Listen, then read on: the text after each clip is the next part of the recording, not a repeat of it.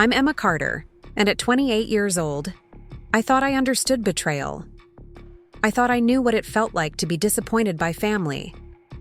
But nothing prepared me for the moment when my own father stood in my backyard, screaming at the top of his lungs while pointing his finger inches from my face.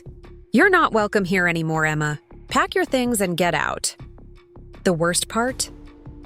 We were standing in the yard of the house that I legally owned at the birthday party I had thrown for my mother, surrounded by family members who watched in stunned silence as my father tried to evict me from my own property.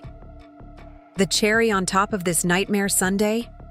His new wife, Carol, stood behind him with the most satisfied smirk I'd ever seen, like she'd been waiting years for this exact moment.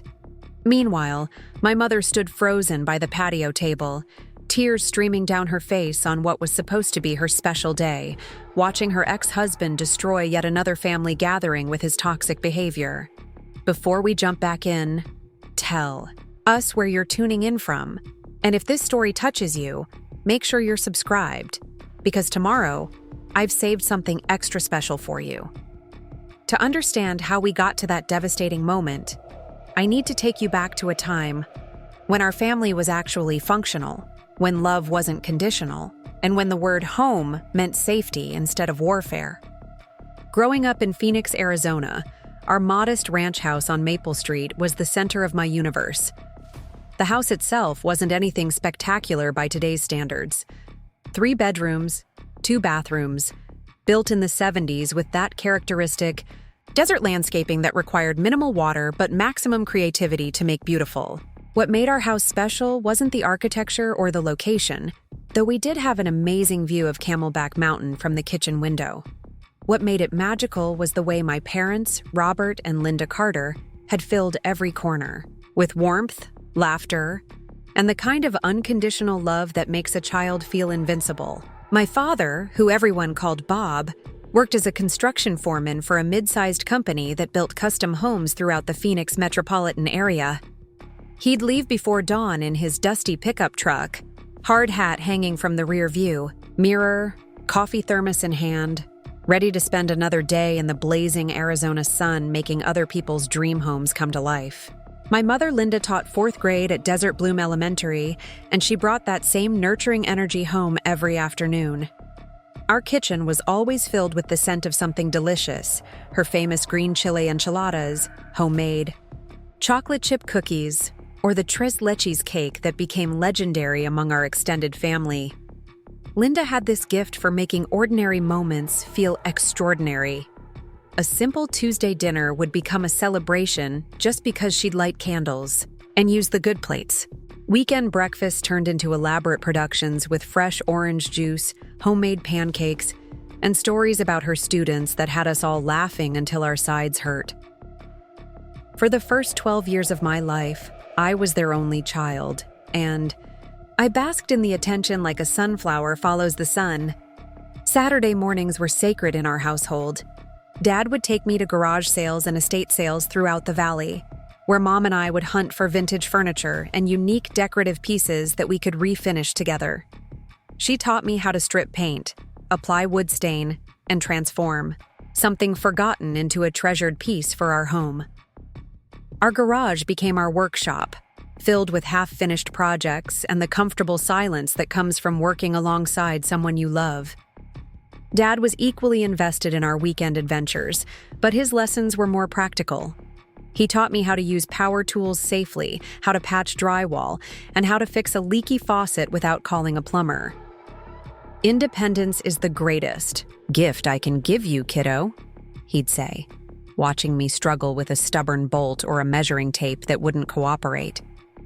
"Someday you'll own your own place, and you'll thank me for teaching you how to take care of it yourself." He was more right about that than either of us could have imagined at the time. Our backyard was Linda's pride and joy, a desert oasis that she'd cultivated over years of careful planning and weekend nursery trips.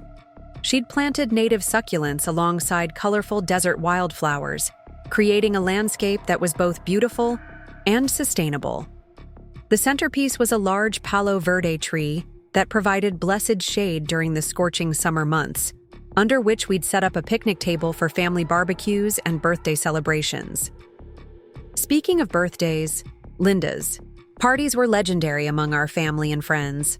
She didn't just throw parties, she created experiences. Every year, she'd choose a different theme and transform our backyard into whatever world matched the celebration. For my 8th birthday, she turned our yard into a fairy garden complete with twinkling lights and handmade decorations. When our neighbor's daughter turned 16, Linda helped coordinate a Mexican fiesta that had people talking for months afterward. She approached every celebration with the same meticulous attention to detail that she brought to her classroom, and the result was always magical. Dad was Linda's enthusiastic partner in all these endeavors. While she focused on the creative details, he handled the logistics. He'd string lights, set up tables, test the sound system, and make sure everything was perfect before the first guest arrived. They worked together like a well-oiled machine, anticipating each other's needs and supporting each other's strengths. Watching them collaborate on these events taught me what a healthy partnership looked like, which made what happened later all the more devastating. Our extended family was close-knit in the way that many Mexican-American families are. Linda's parents, my grandparents Maria and Jose, lived just 20 minutes away and were regular fixtures in our daily life. Abuela Maria would stop by unannounced with fresh tortillas or leftover menudo from Sunday dinner, settling into our kitchen like she belonged there, which she absolutely did. Abuelo Jose and Dad would spend hours discussing construction projects and home improvement ideas, bonding over their shared appreciation for quality craftsmanship and attention to detail. Dad's side of the family was smaller but equally loving. His mother, Grandma Carter, was a retired nurse who lived in a tidy apartment complex in Tempe. She'd drive over every Sunday for dinner, arriving with grocery store flowers and stories about her volunteer work at the local animal shelter. She adored Linda and treated her like the daughter she'd never had, which made their relationship feel completely natural and unforced. During those golden years, our house was the unofficial gathering place for both sides of the family. Linda's 3 sisters would bring their children over for impromptu barbecues and swimming sessions in our neighbor's pool. Dad's brother Mike and his wife would join us for holiday celebrations and birthday parties. The house that felt perfectly sized for our family of 3 could somehow accommodate 15 people without feeling crowded, largely because Linda had a gift for making everyone feel welcome and wanted. I was blissfully unaware that this level of family harmony was unusual or precious. Preparing and narrating this story took us a lot of time, so if you are enjoying it, subscribe to our channel. It means a lot to us. Now back to the story. To me, it was simply normal, the baseline of love and stability that I assumed would continue indefinitely. I took for granted the way Dad would come home from work with stories about his crew and small gifts he'd picked up during lunch breaks.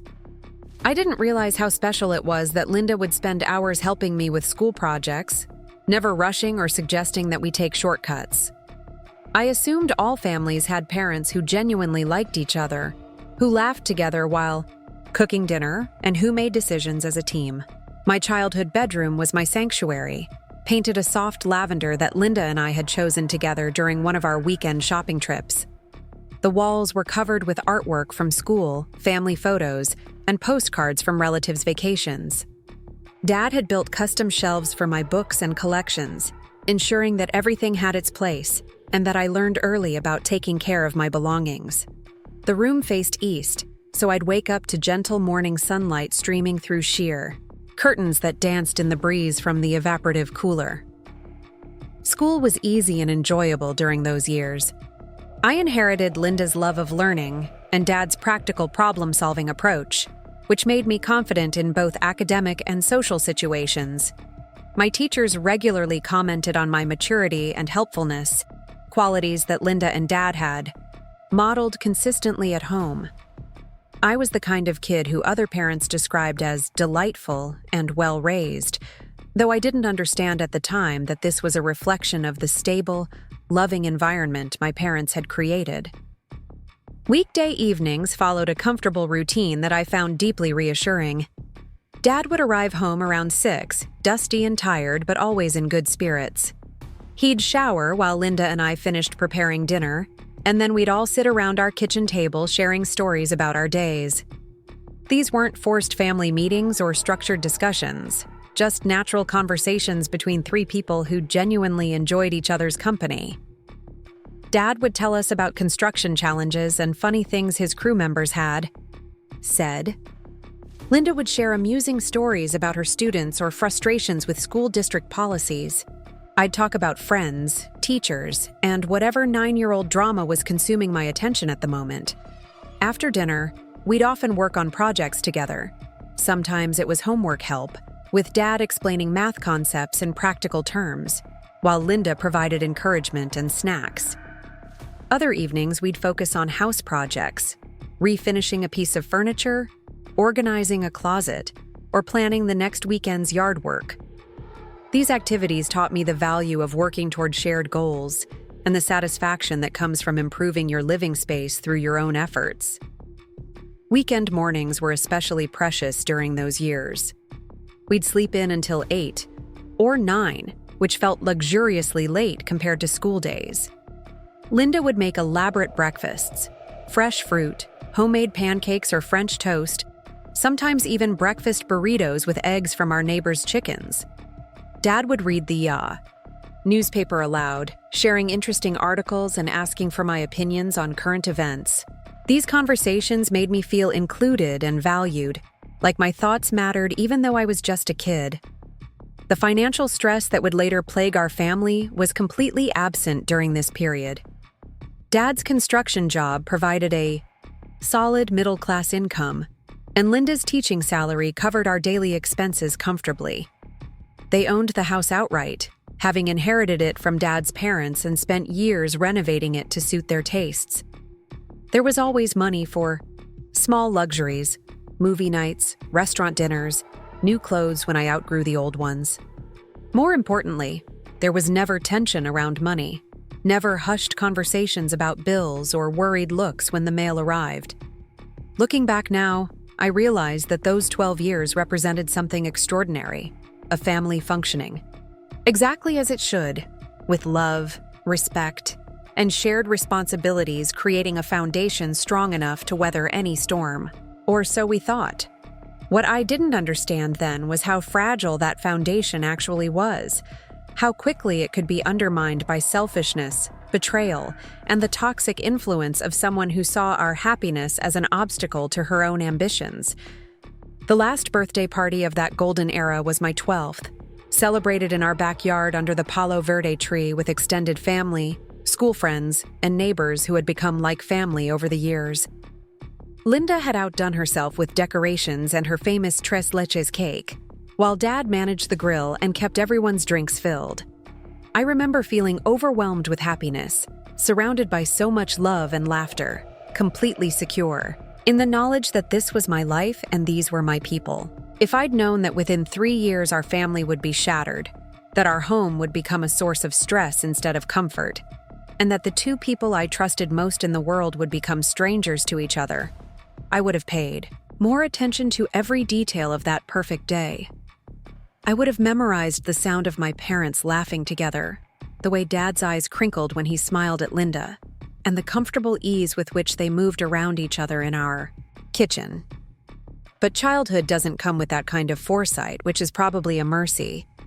Instead, I blew out my candles, made a wish for our family to always be this happy, and ran off to play with my cousins under the desert stars, completely unaware that our golden years were already numbered. The first crack in our perfect family appeared on a Tuesday evening in March when I was 15. I remember the exact date because it was the day before my algebra test, and I'd been stressed about studying when Dad came home 2 hours later than usual. His usual cheerful demeanor was replaced by something I'd never seen before, a mixture of guilt, defiance, and what I now recognize as the look of a man who'd been caught. Linda was setting the table for dinner when he walked through the door, and the silence that followed his entrance felt heavy and wrong. Instead of his typical greeting and kiss on Mom's cheek, he stood awkwardly by the kitchen counter, still wearing his work boots and safety vest, looking like a stranger in his own home. "We need to talk," he said, his voice barely above a whisper. Those 4 words changed everything. Linda's face went pale, and she slowly set down the stack of plates she'd been holding. I watched from the kitchen island where I'd been working on homework, my algebra problems suddenly seeming completely irrelevant as I sensed the tectonic shift happening in our living room. "Emma, honey, why don't you go to your room for a bit?" Linda said, her voice artificially calm in the way adults use when they're trying to protect children from adult problems. But I was 15, old enough to sense when my world was about to collapse, and I refused to move. "What's going on?" I demanded, looking between my parents as they faced each other across our familiar kitchen like opposing armies. Dad ran his hands through his graying hair, a gesture I'd seen him make when he was frustrated with difficult construction problems. But this time the stakes were clearly much higher than a stubborn foundation or faulty wiring. "I've been seeing someone," he said finally, the words falling into our kitchen like stones into still water, creating ripples that would eventually become tsunamis. Linda's sharp intake of breath was the only sound in the room for what felt like hours. I felt my stomach drop as the meaning of his words sank in. Seeing someone, having an affair, cheating on my mother. The euphemisms couldn't soften the brutal reality of what he was confessing. "How long?" Linda asked, her voice steady despite the tears that had already started forming in her eyes. 6 months, Dad replied, and I watched my mother's face crumble as she realized that all those late nights and weekend work emergencies had been lies. 6 months of deception. 6 months of coming home to family dinners and bedtime kisses while living a double life with another woman. Linda sank into one of our kitchen chairs, the same chairs where we'd shared thousands of meals and conversations, where she'd helped me with homework, and where Dad had told us stories about his workday. Now those chairs felt like witnesses to the destruction of everything I'd believed about my parents' marriage. "Who is she?" Linda whispered, though I could see in her eyes that she already suspected the answer. "Her name is Carol Martinez. She works in the office at the construction company." Even at 15, I understood the implications. This wasn't some random encounter or moment of weakness. This was someone Dad saw every day, someone who was part of his professional life, someone who'd had months to plan and manipulate and convince him that his family wasn't enough anymore. The conversation that followed was a blur of accusations, tears, and revelations that painted a picture of betrayal more extensive than any of us had imagined. Carol wasn't just some office worker Dad had fallen for. She was a calculated woman who'd targeted him specifically because of his stable job and family situation. She was 10 years younger than Linda, divorced with no children, and according to Dad's stammering confessions, she'd made him feel young and appreciated in ways that his wife of 17 years apparently couldn't. Linda's questions came in waves, each one more devastating than the last. Where did they meet? How often did they see each other? Did his coworkers know? Had he brought her to our house? The answers painted a picture of systematic deception that had infected every aspect of our family life. Dad's late nights weren't work emergencies, they were dinner dates. His weekend construction projects weren't overtime opportunities, they were romantic getaways. Even some of his business trips had been elaborate lies to cover extended time with Carol. "What about Emma?" Linda finally asked, her voice breaking as she gestured toward me. "What about our daughter? Did you think about her at all while you were destroying our family?" Dad's eyes finally met mine, and I saw something there that I'd never seen before. Shame mixed with resentment, as if my very existence was an inconvenient reminder of the responsibilities he wanted to abandon. "Emma will be fine," he said, though his voice lacked conviction. "Kids are resilient. She'll adapt." Those words hit me like a physical blow. Kids are resilient. She'll adapt. As if my entire world falling apart was just a minor inconvenience that I'd overcome with time and maturity. As if watching my father choose another woman over our family was some kind of character-building exercise that would ultimately benefit me. "I want you to leave," Linda said quietly, her voice gaining strength as shock gave way to anger. "Tonight. Pack whatever you need and go stay with her. We'll figure out the details later." Dad nodded, relief visible on his face now that the conversation was ending. He headed toward their bedroom to pack, leaving Linda and me sitting in stunned silence at our kitchen table. The house that had always felt warm and safe suddenly felt cold and empty, as if Dad's confession had sucked all the life out of our familiar walls. "Mom?" I said tentatively, not knowing what words could possibly help in this situation. "We're going to be okay, baby," she whispered, pulling me into a hug that felt desperate and fierce. "I don't know how yet, but we're going to be okay." That night, I lay awake listening to Dad moving around the house, gathering his belongings and loading them into his truck. Each footstep, each opening and closing door, felt like another piece of my childhood being packed away and removed from my life. When his truck finally pulled out of our driveway at nearly midnight, the silence left behind was deafening. The next few days passed in a haze of shock and disbelief. Linda called in sick to work, something she'd never done in all my years of school, and spent most of her time on the phone with lawyers, relatives, and friends who were trying to help her navigate this new reality. I went to school and attempted to act normal, but my friends could tell something was wrong. How do you explain that your dad, the man who taught you how to change a tire and helped with math homework, had been living a secret life for months? Within a week, Dad had moved in with Carol, confirming what we'd all suspected about the seriousness of their relationship. He called occasionally to check on me, awkward conversations where he'd ask about school and make vague promises about spending time together soon. But his voice always sounded different now, guilty and defensive, like he was talking to strangers rather than his daughter and ex-wife. Linda threw herself into survival mode with a determination that was both inspiring and heartbreaking to watch. She contacted a divorce attorney, started researching financial assistance options, and began the overwhelming process of figuring out how to maintain our household on a single teacher's salary. The conversations I overheard were filled with terms like custody arrangements, asset division, and spousal support, adult concepts that I was learning far too early. The worst part wasn't even Dad's absence. It was watching Linda try to hold everything together while her world collapsed around her. She'd always been the emotional center of our family, the one who remembered birthdays and planned celebrations and made sure everyone felt loved and supported.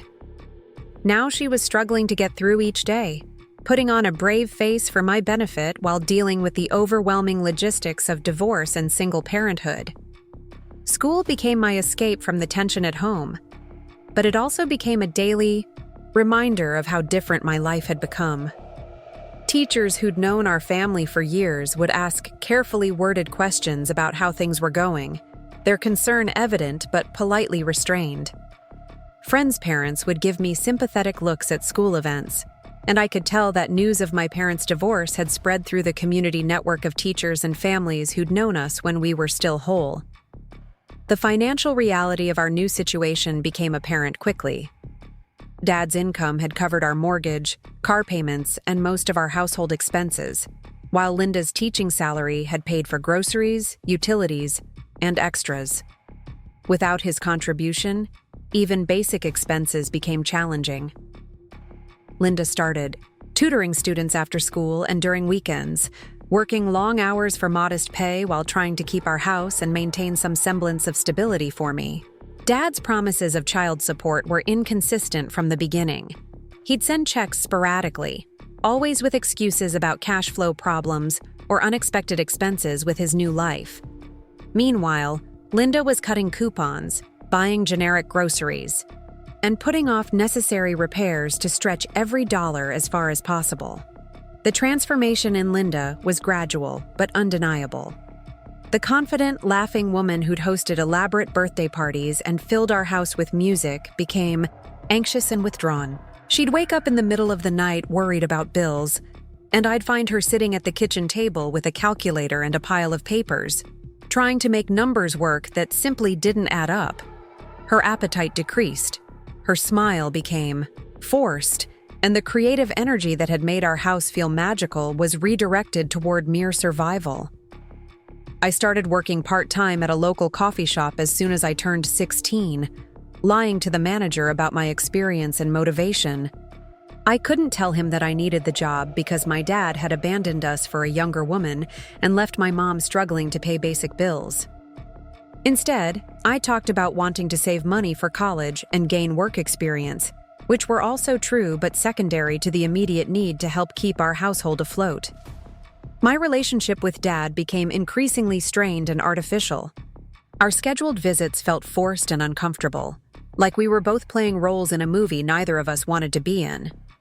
He'd pick me up on alternate weekends and take me to restaurants or movies, activities that felt like obligations rather than genuine bonding time. His apartment with Carol was modern and sterile, nothing like the warm, lived-in comfort of our house on Maple Street. Carol herself was a study in calculated charm.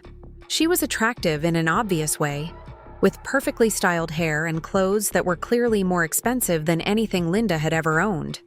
When Dad introduced us, she was all smiles and enthusiasm, asking questions about school and expressing interest in my hobbies with an intensity that felt rehearsed rather than genuine. "I hope we can be friends, Emma," she'd say, her voice sweet but her eyes cold. "I know this is a big adjustment for everyone."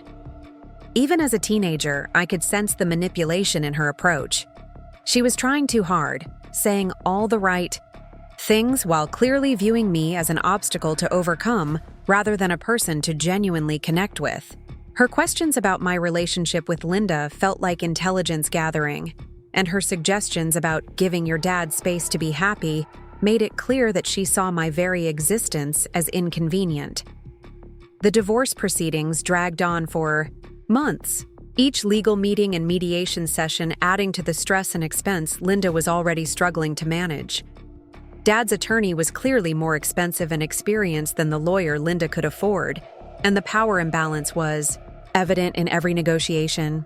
Dad wanted to minimize his financial obligations while maximizing his time with me, despite the fact that his new lifestyle with Carol left little room for actual parenting. Linda fought for fair spousal support and consistent child support, but Dad's claims about reduced income and increased expenses made every victory feel temporary and uncertain.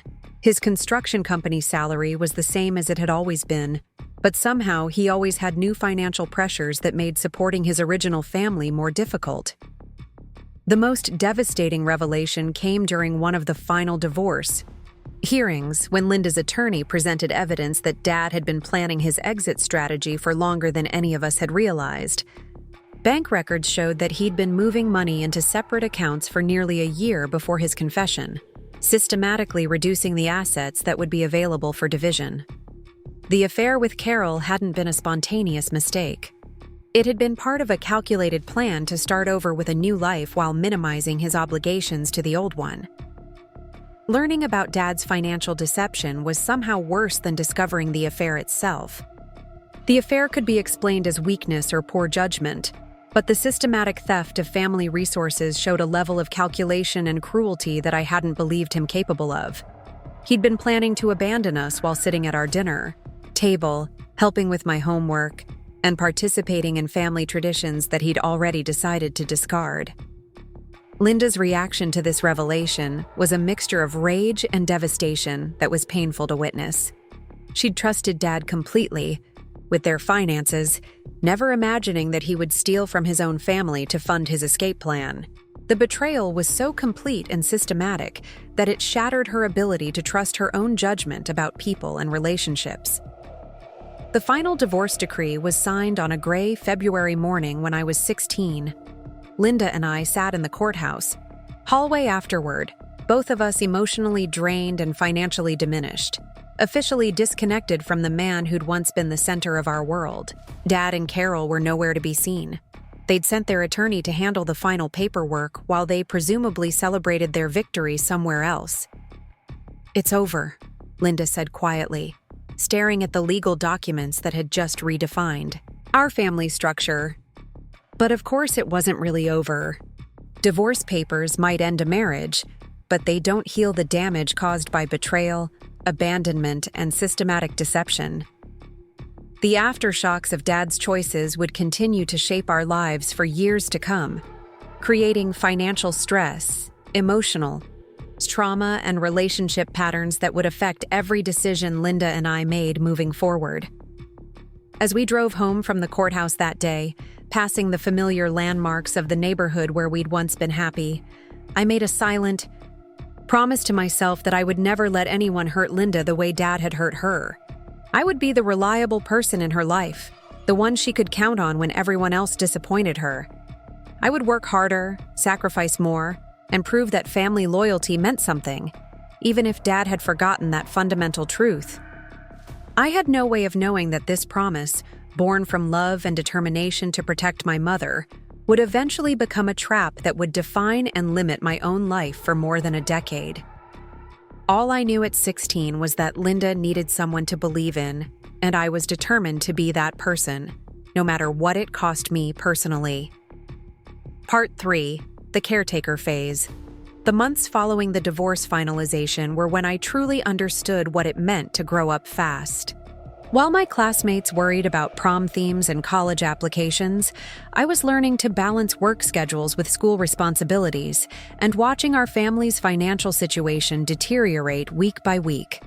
Dad's sporadic child support, payments made budgeting impossible, and Linda's teaching salary, which had once been supplemental income, now carried the full weight of our household expenses. Our house on Maple Street, which had always been our sanctuary, began showing signs of the financial strain we were under.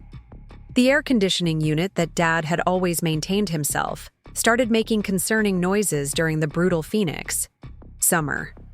But repair calls were a luxury we couldn't afford. Linda and I learned to live with fans and open windows, staying hydrated and finding creative ways to keep cool without running up utility bills we couldn't pay. The refrigerator began leaking water onto the kitchen floor, creating a constant puddle that we'd mop up several times a day rather than call a repair service. The washing machine developed a wobbling problem that made the entire house shake during the spin cycle, but replacement appliances were impossible to consider when we were barely keeping up with basic expenses like groceries and gasoline. Linda threw herself into work with an intensity that was both admirable and concerning.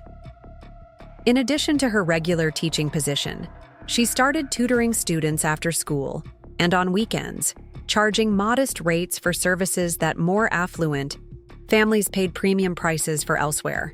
She'd spend hours preparing lesson plans and grading papers, then transition immediately into tutoring sessions with struggling students who needed extra help to keep up with their classmates.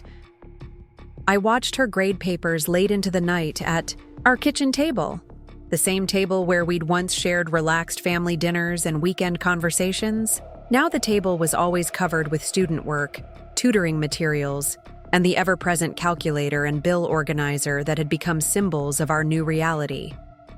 Linda would fall asleep with her head on her arms, surrounded by the evidence of her relentless effort to keep us financially afloat. My own schedule became equally demanding as I tried to balance school requirements with work responsibilities and household duties that had previously been shared among 3 people. I'd wake up early to start laundry before school, knowing that Linda would be too exhausted to handle it when she got home from her tutoring sessions. I learned to cook basic meals from budget ingredients, stretching ground beef and rice into dinners that would provide leftovers for lunch the next day. The coffee shop where I worked became my second home, and my manager eventually offered me additional hours when she realized how dedicated and reliable I was.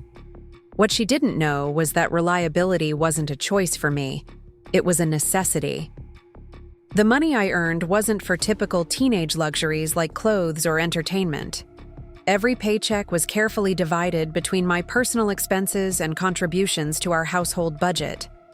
Linda tried to refuse my financial help at first, insisting that my job should be focused on saving for college and enjoying typical teenage experiences. But the mathematics of our situation were unavoidable.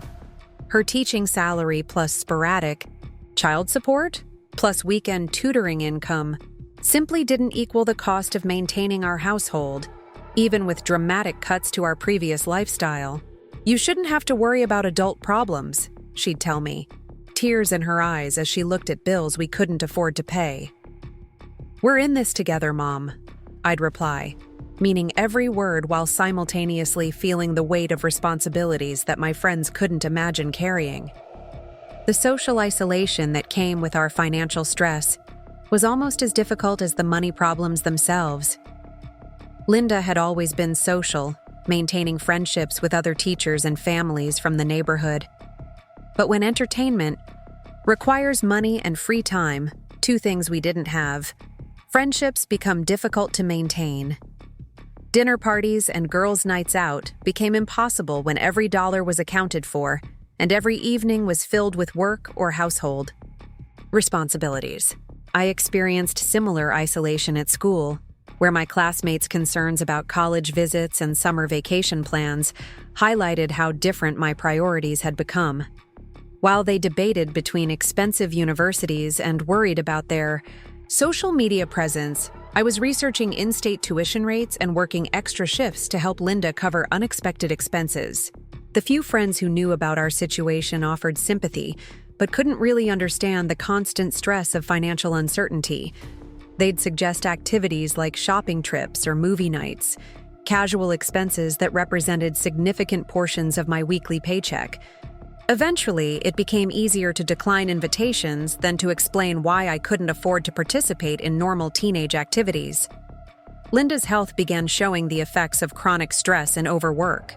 She developed headaches that would last for days, requiring over-the-counter medications that we'd buy in generic bulk packages to stretch our budget. Her appetite decreased noticeably, though she insisted it was just the stress of adjusting to our new situation. Sleep became elusive as she'd lie awake worrying about bills, calculating and recalculating expenses in her head. I'd sometimes find her crying quietly in the living room late at night, surrounded by financial documents and wearing the same clothes she'd been in all day, because changing required energy she didn't have. These moments broke my heart and strengthened my determination simultaneously.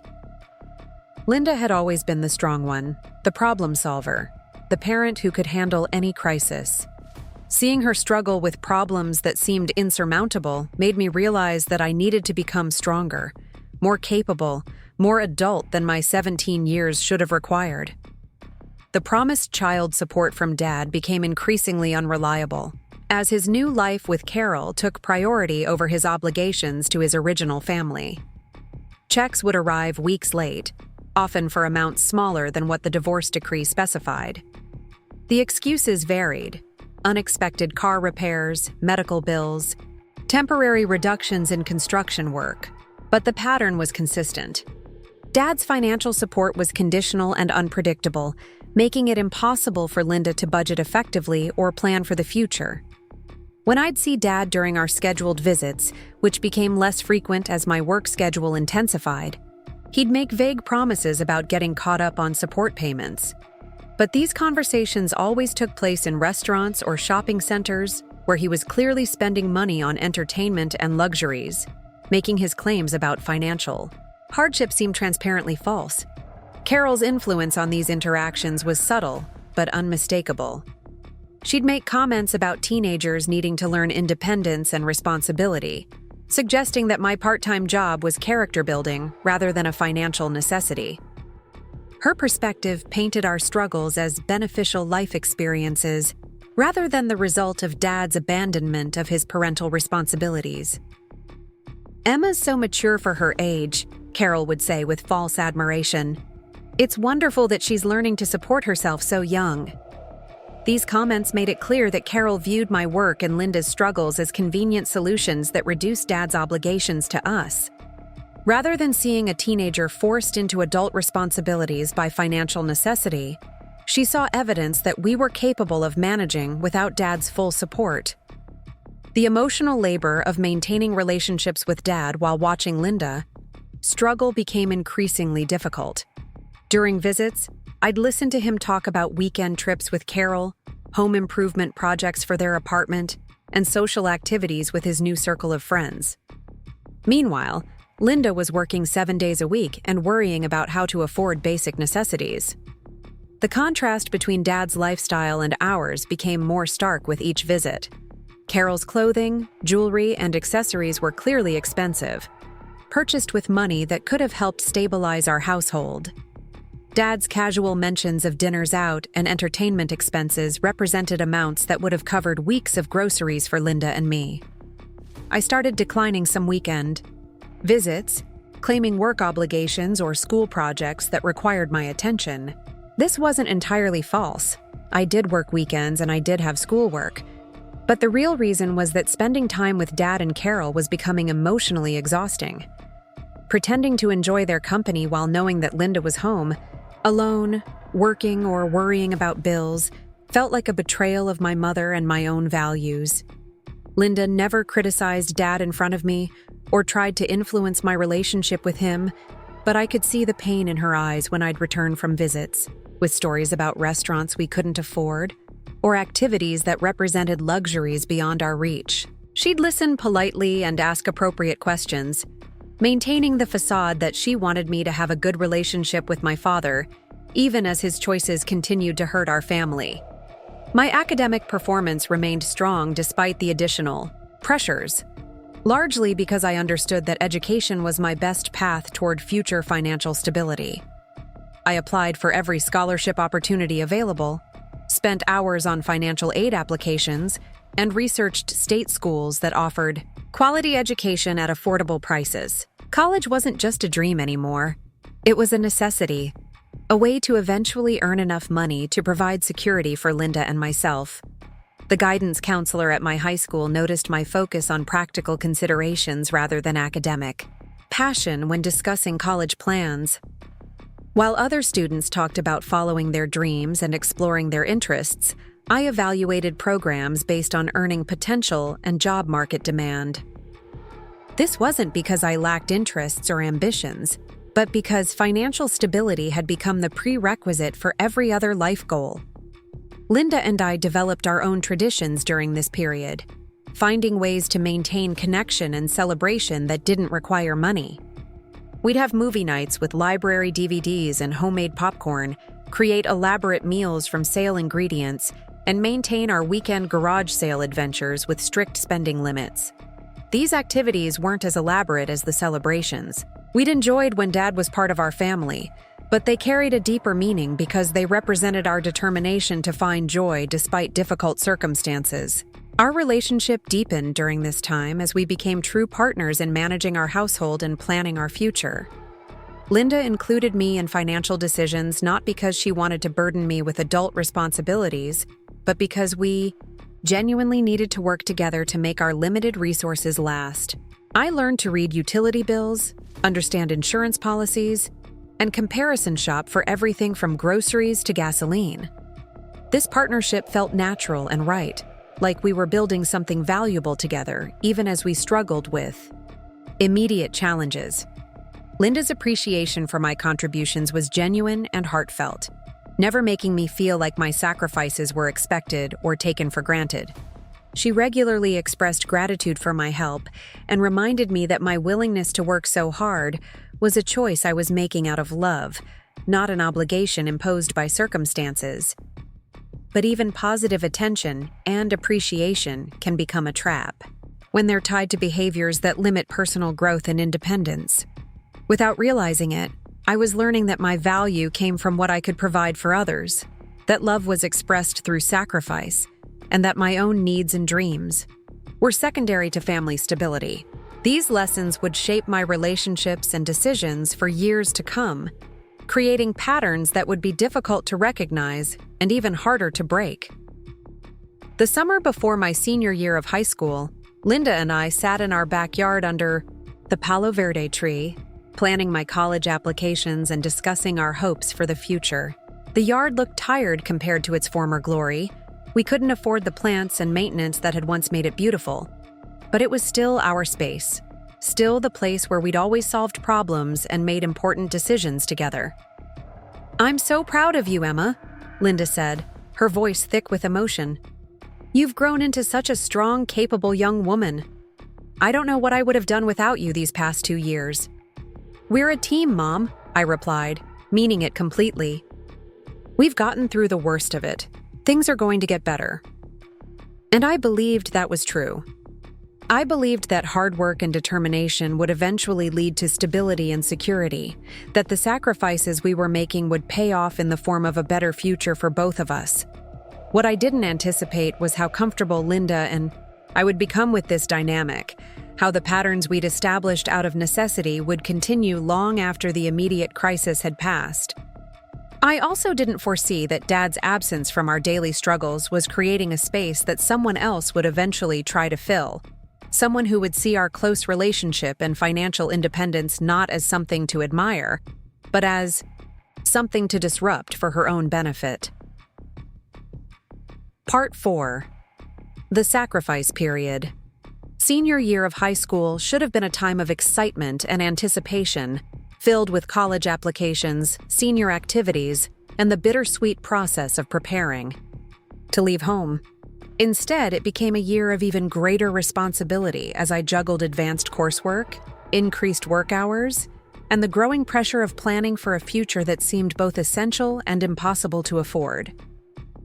Linda's tutoring business had grown by word of mouth, but the additional income came with additional stress and time commitments that left her exhausted and increasingly dependent on my help with household management.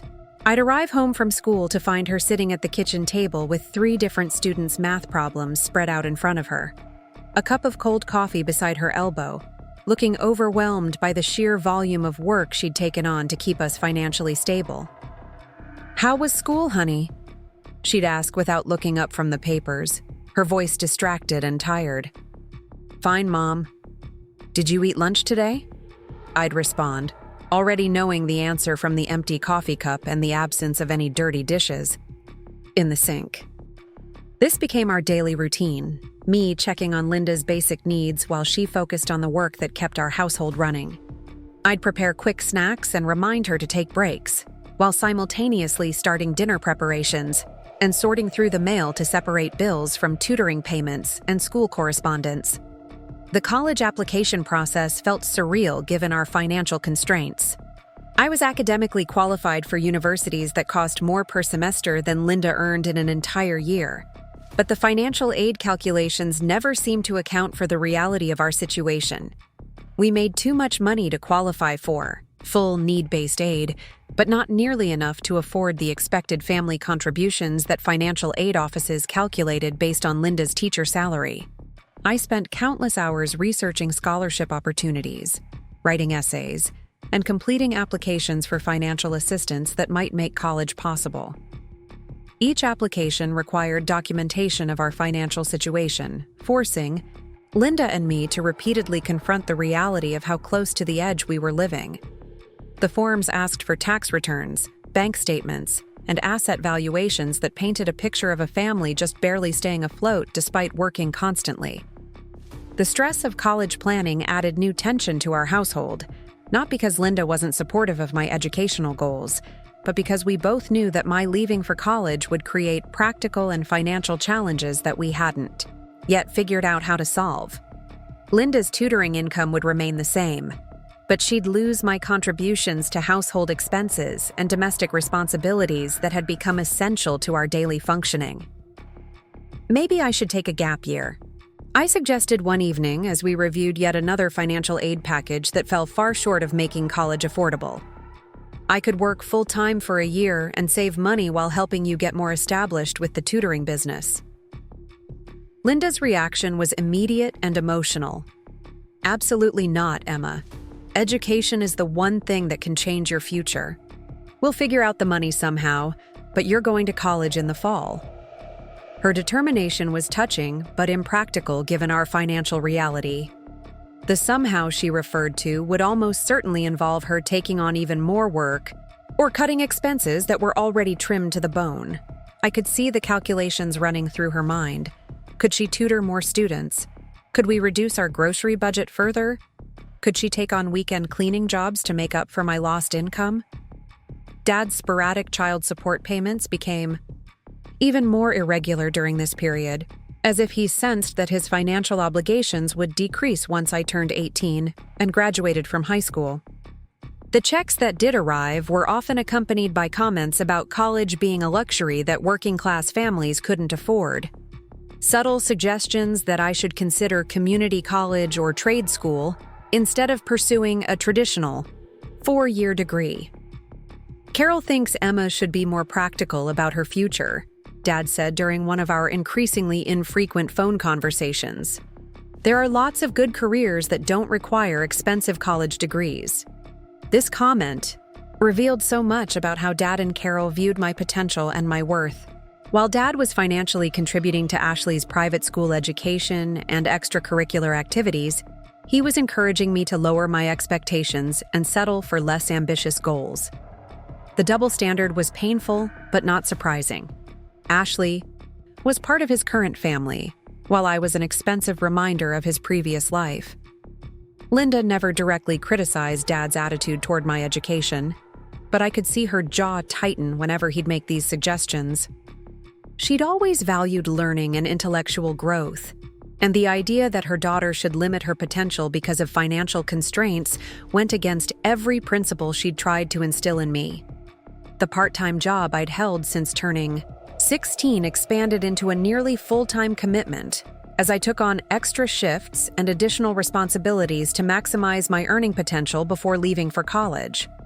My manager had been promoted to regional supervisor, and she offered me an assistant manager position that would have provided steady income and management experience, but would have made college attendance impossible.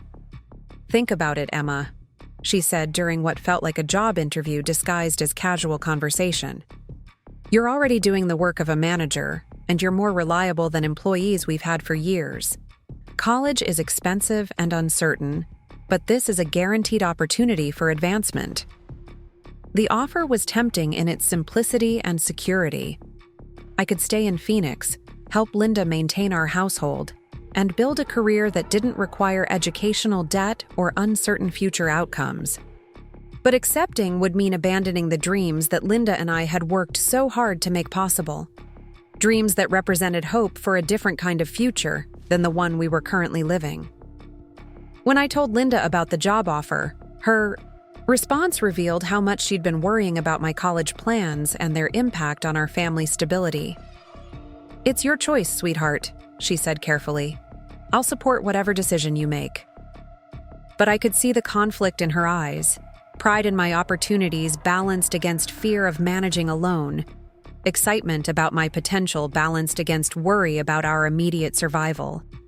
This was the burden of being the only reliable person in someone's life. My choices affected not just my own future, but Linda's security and well-being. I ultimately declined the management position and committed to attending the state university on a combination of partial scholarships, student loans, and work-study programs that would require me to maintain employment throughout college. The financial package wasn't ideal, but it made education possible while allowing me to send some money home to help Linda with ongoing expenses. The final months of high school passed in a blur of graduation requirements, college preparation, and increasingly emotional conversations with Linda about our upcoming separation. She was proud and excited about my opportunities, but also anxious about managing our household alone after 2 years of shared responsibilities and mutual support. "I'm going to miss our team," she said one evening as we worked together on dinner. "Preparations, a routine that had become as natural as breathing over the past 2 years. It's just a different kind of team, Mom. I'll still help however I can." And I meant it completely. Even as I prepared to start my own adult life, I couldn't imagine abandoning Linda to manage alone after everything we'd been through together. The idea that college might create distance between us or reduce my ability to support her never occurred to me as a positive development. Instead, I saw my education as a way to become more capable of helping her, better able to provide the financial security that had been missing since Dad's abandonment.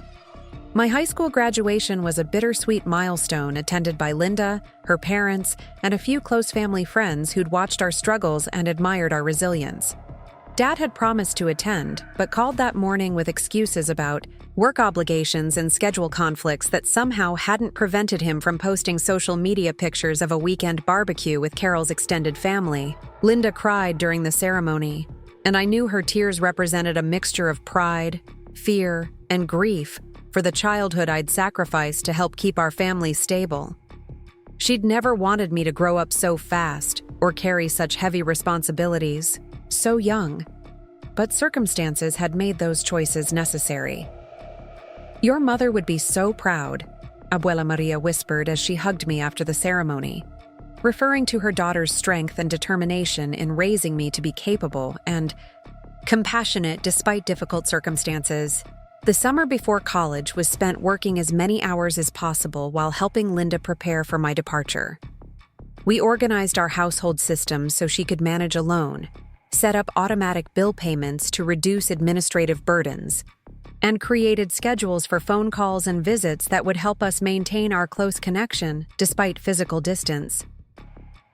Linda enrolled in a financial management class at the community college, determined to become more confident and independent in handling our budget and planning for the future. Watching her take notes during the evening sessions, the same focused attention she'd always brought to helping other people's children learn, reminded me of why I admired her so much and why supporting her felt like the most important thing I could do with my life.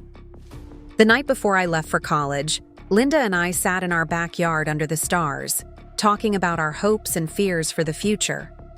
The yard looked better than it had in years. We'd spent the summer slowly repairing and improving it with garage sale finds and discount plants, creating beauty on an almost non-existent budget.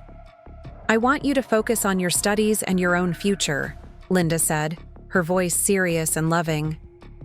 "Don't worry about me or feel like you need to take care of me. This is your time to build your own life." "You'll always be part of my life, Mom. That's never going to change." "I know you will, sweetheart," she replied, squeezing my hand in the darkness. "Just remember that loving someone doesn't mean sacrificing everything for them. Your happiness matters too." Those words would echo in my mind for years to come, though at the time I couldn't imagine a scenario where my happiness and Linda's well-being would be in conflict. The idea that love might require boundaries, or that helping someone could become harmful to both parties, was completely foreign to my 18-year-old understanding of family relationships. College proved to be both an escape and an additional source of stress. Arizona State University's sprawling campus in Tempe offered opportunities and experiences I'd never imagined, but the financial pressure of maintaining good grades while working enough hours to send money home created a constant underlying tension that affected every aspect of my university experience. My dorm roommate, Jessica, came from a comfortable middle-class family in Flagstaff and couldn't understand why I spent so many hours working in the campus bookstore instead of joining study groups or social activities. Her casual comments about shopping trips and spring break plans highlighted the economic divide between us, though she was kind enough not to push when I declined expensive invitations. "Don't you ever just want to have fun?" she asked one evening as I prepared care packages to send home to Linda, coupons I'd collected, samples from campus events, and small gifts purchased with my employee discount. "This is fun for me," I replied, though even I could hear how unconvincing that sounded. The truth was more complicated. I did find satisfaction in being able to help Linda, in knowing that my small contributions made her life a little easier. But I also felt trapped by the responsibility, unable to fully engage with college life, because so much of my mental and emotional energy was focused on home. Linda and I talked on the phone several times a week, conversations that started with her asking about my classes and social life, but inevitably shifted to discussions of household expenses, tutoring challenges, and the ongoing unreliability of Dad's financial support. These calls left me feeling connected to Linda, but also anxious about problems I couldn't solve from 2 hours away. The water heater is making strange noises, she'd mention casually, as if discussing the weather, rather than a potentially expensive repair that could derail her carefully balanced budget. How strange. Should you call a repair service? I'd ask, already calculating how much money I could send if a major expense became unavoidable. Oh, it's probably nothing urgent. I'll keep an eye on it. But I knew Linda well enough to recognize when she was downplaying problems to avoid worrying me. The stress of managing our household alone while trying to build her tutoring business was taking a visible toll on her health and emotional stability, even though she tried to hide it during our conversations. My academic performance remained strong during my first semester, largely because I approached college with the same focused determination that had gotten me through high school. But my social life was virtually non-existent, limited to brief interactions with classmates during group projects and polite conversations with coworkers during shift changes at the bookstore. Dating seemed impossible given my financial constraints and emotional preoccupation with Linda's situation. The few young men who expressed interest in spending time with me quickly lost enthusiasm when they realized that dinner dates and weekend activities weren't realistic options for someone working 25 hours a week while maintaining a full course load. During winter break, I returned home to find that Linda had lost weight and developed a persistent cough that she attributed to stress and the cold weather. The house looked tired and neglected in small ways that reflected her exhaustion. Dishes left in the sink overnight, laundry piling up in the basket, and the general air of someone who was barely keeping up with basic maintenance tasks. "You look thin, Mom," I said gently, concerned by the changes I could see in her appearance and energy level. "I've been busy with end-of-semester tutoring sessions," she replied dismissively. "You know how it is. Parents want their kids to finish strong before winter break." But the explanation didn't account for the dark circles under her eyes or the way she seemed to move more slowly through familiar tasks. Linda was clearly struggling more than she'd admitted during our phone conversations, and my absence had removed a source of practical and emotional support that she'd come to depend on more than either of us had realized. I spent winter break working extra hours at a temporary retail job, while also taking over household responsibilities that Linda had been managing alone.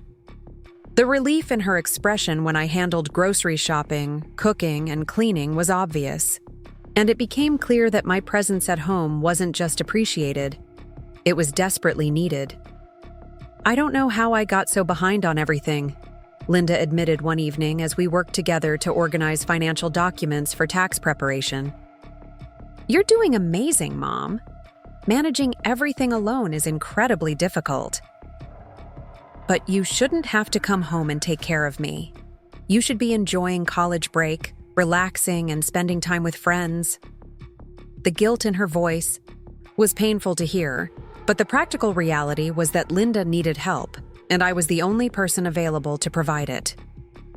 My college friends were spending winter break traveling with their families, or enjoying social activities that required both time and money, luxuries that remained out of reach for someone whose family depended on her contributions.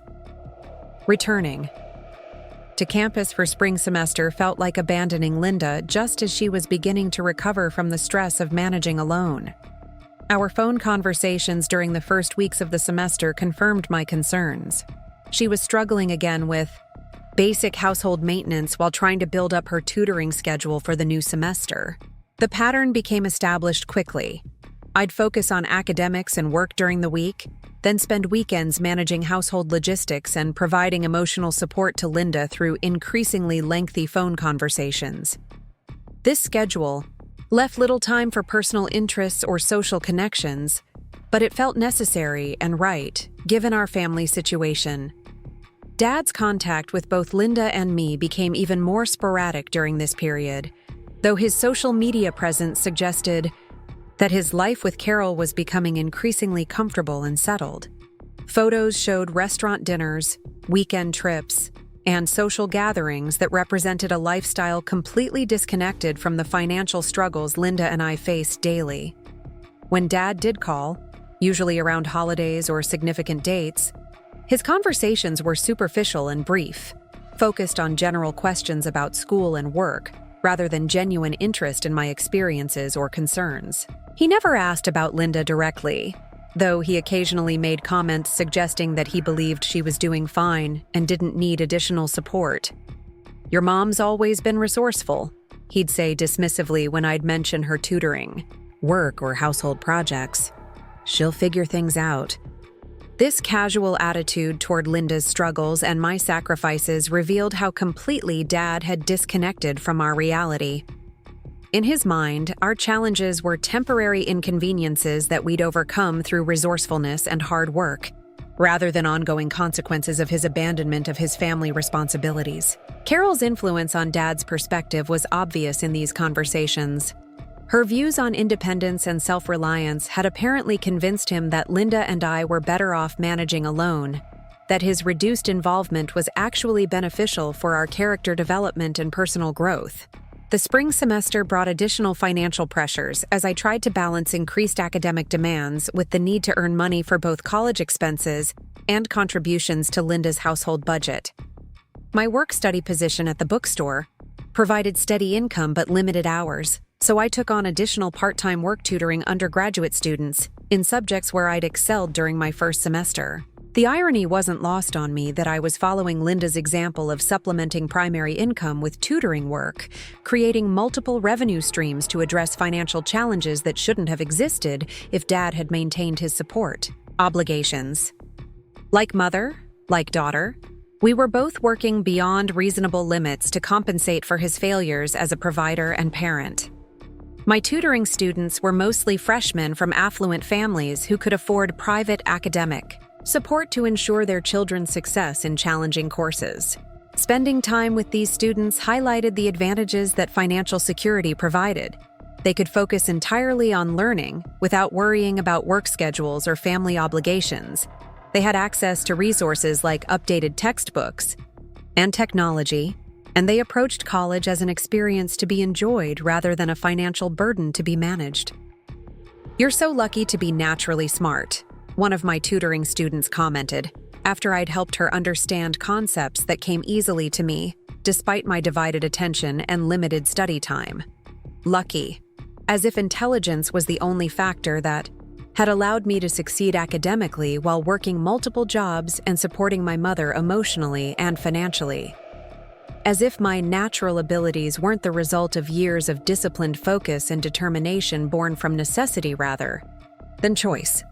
The comment wasn't intended to be hurtful, but it reflected a fundamental misunderstanding of how privilege and opportunity create advantages that have nothing to do with natural talent or personal effort. My academic success wasn't luck. It was survival. The only path toward a future that might eventually provide security for Linda and myself. During spring break, I returned home to find that Linda's cough had worsened, and she'd developed recurring headaches that interfered with her tutoring sessions. She insisted these were minor health issues related to stress and seasonal allergies, but I suspected they were symptoms of more serious problems caused by chronic overwork and financial anxiety. "Have you seen a doctor about the cough?" I asked, though I already knew the answer. Healthcare costs were another expense that Linda avoided unless absolutely necessary, despite the fact that untreated health problems would eventually become more serious and expensive. "It's probably just allergies. You know how bad they can be in Phoenix during spring." But the cough sounded different from typical allergy symptoms, deeper and more persistent than anything I'd heard from Linda before. Her reluctance to seek medical attention wasn't just about money. It was also about not wanting to add another burden to our already complex situation. I spent spring break researching community health centers and low-cost medical options, eventually convincing Linda to schedule an appointment at a clinic that offered sliding scale fees based on income. The examination revealed that her persistent cough was related to stress-induced acid reflux, a treatable condition that required dietary changes and over-the-counter medications we could afford. "See? Nothing serious," Linda said with relief, as we left the clinic with prescriptions and dietary recommendations. But the fact that stress was manifesting in physical symptoms confirmed my growing concern about the long-term sustainability of our current situation. Linda's health was being compromised by the pressure of managing alone, and my ability to help from a distance was limited by the demands of college and work. The conversation we had that evening about our future plans revealed how much our roles had evolved since Dad's departure. Linda spoke about her goals and challenges as if I were her partner rather than her daughter, seeking my input on financial decisions and asking for my advice about tutoring business strategies. "I've been thinking about offering summer tutoring camps," she said, spreading papers across our kitchen table. "The income would be higher than individual sessions, but I'd need to find space and handle more administrative work." "That sounds promising, but would you be able to manage the additional workload?" I asked, already knowing that I'd be expected to help with planning and preparation during my summer break. "Well, you'll be home to help, so it might be manageable." And there it was. The assumption that my summer would be devoted to supporting Linda's business goals rather than pursuing internships or experiences that might benefit my own career development. The expectation wasn't stated as a demand or even a request. It was simply assumed that my time and energy belonged to our family's financial stability rather than my personal growth. I agreed to help with the summer tutoring program because I genuinely wanted Linda to succeed, and because I couldn't imagine allowing her to struggle alone when I had the ability to provide assistance. But I also felt a growing sense of claustrophobia about the direction my life was taking. The way every decision seemed to be determined by Linda's needs rather than my own interests or opportunities. The end of my freshman year marked a year of personal growth and academic achievement, but also a year of increasing entanglement and responsibilities that were limiting my ability to fully engage with college life. My grades were excellent, my work performance was exemplary, and my financial contributions to Linda's household had been consistent and helpful. By every measure that mattered to our family's survival, I was succeeding. But I was also 19 years old and had never been on a real date, never joined a campus organization, never taken a class just because it sounded interesting rather than because it fit into my degree requirements and work schedule. The independence and exploration that college was supposed to provide felt impossible when so much of my identity was tied to being Linda's reliable support system. The summer tutoring program proved to be successful financially but exhausting, personally for both Linda and me. We spent long days working with groups of students in our converted garage, providing intensive academic support that parents paid premium rates to access. The income was substantial enough to create a small emergency fund for the first time since Dad's departure, but the work required every moment of my summer break. "We make a great team," Linda said one evening as we cleaned up after a particularly challenging day with middle school students preparing for high school placement exams. "We do," I agreed, meaning it but also feeling the weight of how completely my life had become intertwined with hers. As I prepared to return to campus for my sophomore year, Linda's anxiety about managing alone was more pronounced than it had been the previous year. The success of our summer program had convinced her that expansion was possible, but it had also highlighted how much she'd come to depend on my organizational skills and emotional support. "Maybe you could take some online classes this semester," she suggested tentatively. "That way you could be home more often to help with the tutoring business." The suggestion was logical from a business perspective. My presence clearly improved our earning potential and Linda's stress levels. But it would also mean sacrificing the campus experiences and personal growth opportunities that college was supposed to provide, further limiting my independence in favor of our family's immediate needs. "I think my on-campus classes are important for my degree requirements," I replied carefully, not wanting to hurt Linda's feelings, but also not wanting to commit to a path that would make me even more essential to her daily functioning. "Of course, sweetheart. I just thought it might be nice to have you around more." The conversation ended without resolution, but it planted seeds of anxiety about the future that would continue to grow throughout my sophomore year. How long Could I maintain the balance between my education and Linda's needs? At what point would supporting my mother begin to undermine my ability to build an independent adult life?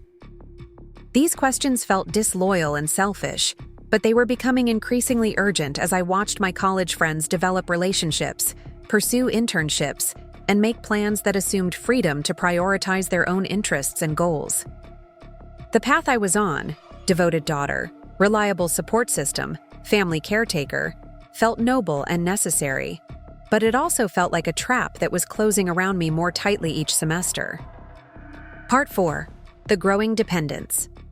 Sophomore year brought new challenges that tested the delicate balance I'd established between college responsibilities and family obligations. Linda's tutoring business had grown significantly over the summer, generating enough income to create genuine financial stability for the first time since Dad's departure. This success, however, came with increased administrative demands and client expectations that required more sophisticated organization and marketing than Linda felt comfortable managing alone. "I've been thinking about hiring an assistant," she mentioned during one of our regular phone calls, her voice tentative as if she was testing my reaction to the idea. "That sounds like a smart business decision," I replied, though something in her tone suggested that the conversation was heading in a direction I might not like. "The thing is, I trust you more than anyone else, and you already understand how everything works. Would you consider taking a semester off to help me really establish the business properly?" The request wasn't entirely surprising given how much Linda had struggled during the previous semester without my regular assistance, but it still felt like a significant escalation in the level of sacrifice she was asking me to make. A semester off would delay my graduation, potentially affect my financial aid eligibility, and remove me from the campus environment where I was finally beginning to develop some genuine friendships. "Mom, I don't think taking time off school is a good idea for my future," I said as gently as possible. "What if we hired someone else to help with the administrative work?" But training someone new would take so much time, and I'd have to pay them without knowing if they'd work out. "With you, I know the business would be in good hands." The logic was sound from Linda's perspective, but it revealed how completely she'd come to view my time and energy as resources available for her use, rather than assets I needed to develop for my own future. The success of our summer collaboration had convinced her that our partnership was not just beneficial, but essential for her continued growth and stability. I ultimately declined to take a semester off, but agreed to spend more time during winter and spring breaks helping Linda develop systems and procedures that would make the business more manageable. This compromise satisfied neither of us completely. Linda felt abandoned during the months when she needed support most, while I felt guilty for prioritizing my education over her immediate needs. The guilt was compounded by Linda's visible stress during our phone conversations throughout the fall semester. She'd taken on more students than she could realistically handle alone, driven by both financial opportunity and the fear that turning down clients might mean losing future referrals. The result was a schedule that had her working from early morning through evening 7 days a week, with no time for rest or personal care. "I had 12 tutoring sessions yesterday," she'd tell me, her voice exhausted even through the phone. "That's too many, Mom. You're going to burn yourself out." But the families are so grateful for the help, and the money is really good. I hate to turn anyone away when we've worked so hard to build up the business. Her reluctance to set boundaries with clients mirrored the difficulty I was having setting boundaries with her. Neither of us wanted to disappoint people who depended on us, but the cost of always saying yes was becoming unsustainable for both our physical health and emotional well-being. My academic performance remained strong, but my social life continued to be virtually non-existent as I spent most of my free time either working or talking Linda through business challenges and personal crises. My dorm neighbors had stopped inviting me to group activities, and study partners learned not to suggest social gatherings that I wouldn't be able to attend. "You're like a ghost on this floor," my neighbor Melissa commented one evening as we passed each other in the hallway. "We never see you except when you're rushing to class or work." I'm just really focused on my studies, I replied, though the truth was more complicated than that simple explanation suggested. The isolation was becoming problematic in ways that extended beyond social disappointment. I was missing opportunities to form the kinds of relationships and connections that would be valuable for future career development, networking opportunities, that my professors regularly emphasized as essential components of a successful college experience. During winter break, I returned home to find that Linda's business success had created new pressures and expectations that made her even more dependent on my assistance. Several clients had specifically requested that I be involved in their children's tutoring sessions, having observed my effectiveness during summer programs and brief winter break appearances. The Martinez family wants to know if you'll be available to work with Sophia during spring break, Linda mentioned casually, as if my vacation time was naturally available for client scheduling. I was hoping to use spring break to visit some graduate school programs, I said, revealing plans I'd been considering but hadn't yet discussed with Linda. Graduate school? Linda's expression shifted to something between surprise and concern. I thought you were planning to finish your bachelor's degree and then look for work here in Phoenix. The conversation that followed revealed how differently Linda and I had been thinking about my future. She'd assumed that my education was a stepping stone to better employment opportunities in our local area, allowing me to continue supporting her while building my own career. The idea that I might want to pursue advanced education or career opportunities that would take me away from Phoenix had never been part of her planning. I've been thinking about studying educational psychology, I explained. Maybe working in academic counseling or student support services. That sounds wonderful, sweetheart, but graduate school is so expensive. And there are good education jobs right here in the Valley where you could use your degree. Her response wasn't directly discouraging, but it reflected the same practical limitations that had shaped every educational decision I'd made since high school. Financial constraints and family obligations continued to narrow my options, steering me toward choices that prioritized proximity and immediate income over long-term career development or personal interests. I spent spring break visiting Arizona State's graduate programs in education and counseling, using my own savings to cover travel and application expenses, while Linda managed the tutoring business alone.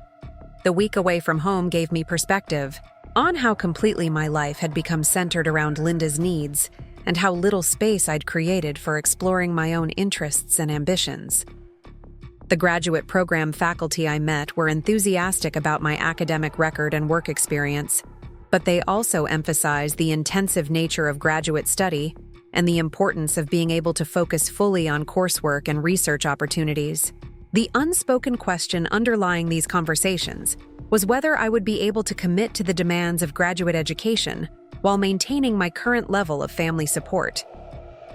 Graduate school requires a level of selfishness that's difficult for students with significant family responsibilities, one professor explained frankly.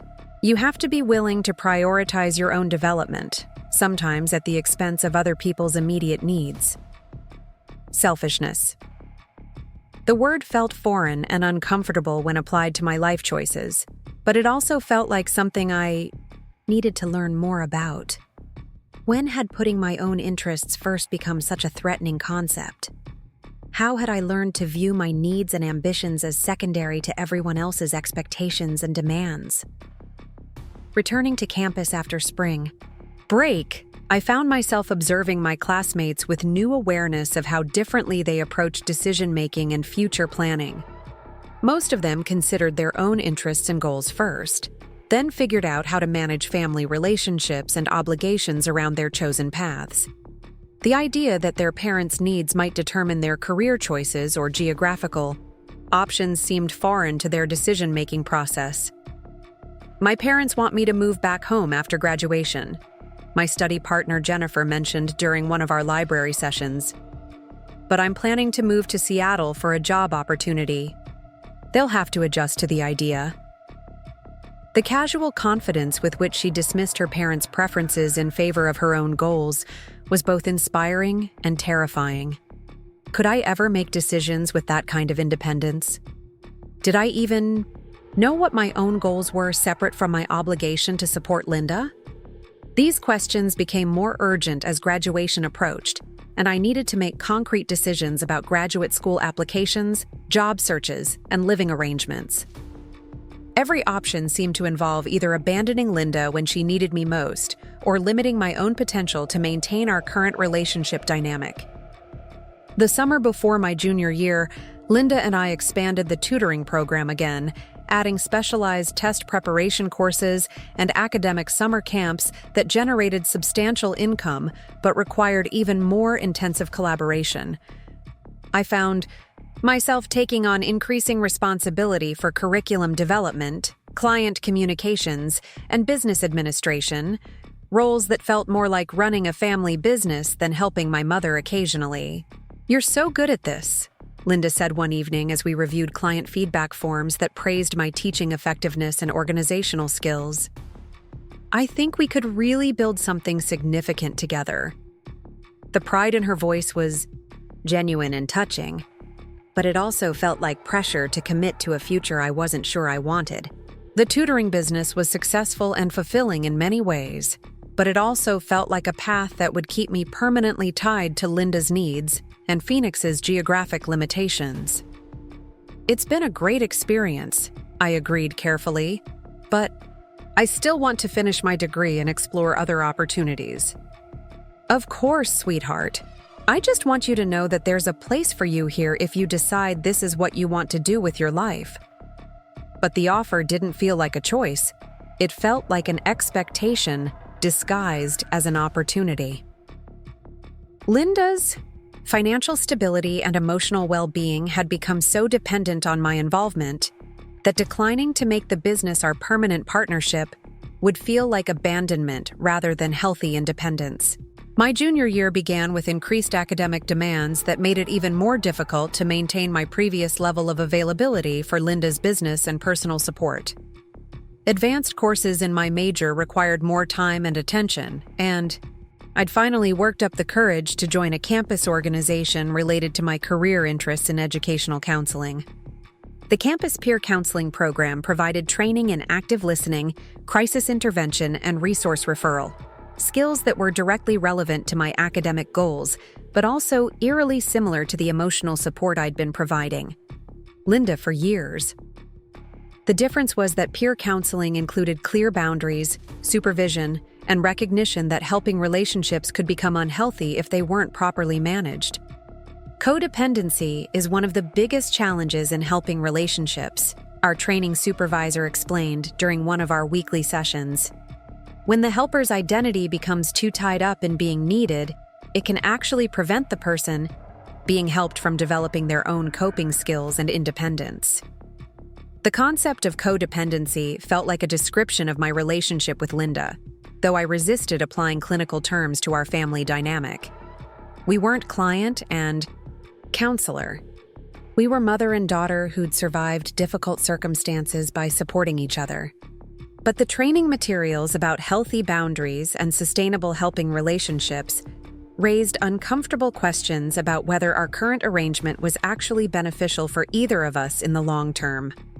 Linda's reaction to my decreased availability during junior year confirmed some of my growing concerns about the dynamic we'd created. Her stress levels increased noticeably when I couldn't provide immediate responses to business questions or emotional crises, and she began making comments about feeling abandoned and unsupported that echoed the language of someone whose primary relationship was being threatened. "I know your studies are important," she'd say during our phone conversations, "but I really need your help with the Morrison family's concerns about their son's math progress." The requests always felt reasonable individually, but collectively they created a pattern where Linda's immediate needs took precedence over my academic and personal development. I was always available for her crises, but rarely had protected time for my own interests and relationships. The turning point came during Thanksgiving break, when Linda asked me to consider transferring to a university in Phoenix, so I could be more involved in running our tutoring business while finishing my degree. The suggestion was presented as a practical solution that would benefit both of us, I could complete my education while maintaining our successful business partnership. Arizona State has an excellent education program, she pointed out, and you could live at home to save money while building your resume with real business experience. The offer was logical and financially attractive, but it also represented the complete abandonment of the independence and personal growth that college was supposed to provide. Transferring home would mean giving up the friendships I'd finally begun to develop, the peer counseling work that was helping me understand my own patterns and interests, and the possibility of exploring opportunities outside Phoenix. I need to think about it, I said, though I already knew that accepting would feel like surrender rather than opportunity. Of course, sweetheart. I just want you to know that the option is there if you decide it makes sense for your future. But increasingly, I wasn't sure whose future we were really discussing, mine or Linda's vision of what my life should look like in service to her needs and our family's financial stability. The line between supporting my mother and sacrificing my own development had become so blurred that I couldn't tell anymore whether my choices were motivated by love or by guilt and habit. The winter break after that conversation was the first time I seriously considered what my life might look like if I prioritized my own interests and goals over Linda's immediate needs. The thought felt simultaneously exciting and terrifying, like contemplating a form of freedom I'd never experienced, but wasn't sure I deserved or could handle responsibly. As I prepared to return to campus for spring semester of junior year, Linda's anxiety about our future arrangement was more pronounced than ever. She'd become accustomed to having my support available for both business and personal challenges, and the prospect of my continued absence felt threatening to the stability she'd worked so hard to achieve. "Promise me you'll seriously consider transferring," she said as I packed for my return to campus.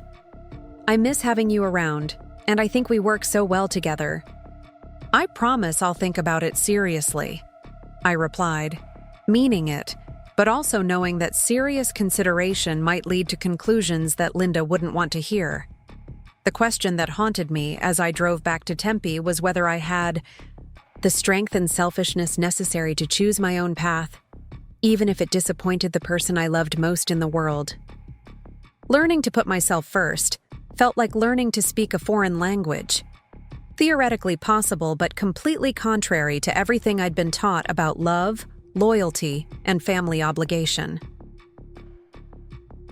Part 5. The Toxic Influence Enters Spring. Semester of my junior year brought an unexpected development that would fundamentally alter our family dynamic in ways that none of us could have predicted. Linda called me on a Tuesday evening in February, her voice carrying an excitement I hadn't heard since before Dad's departure years earlier. "Emma, I have news," she said, and I could practically hear her smiling through the phone. "I've been seeing someone."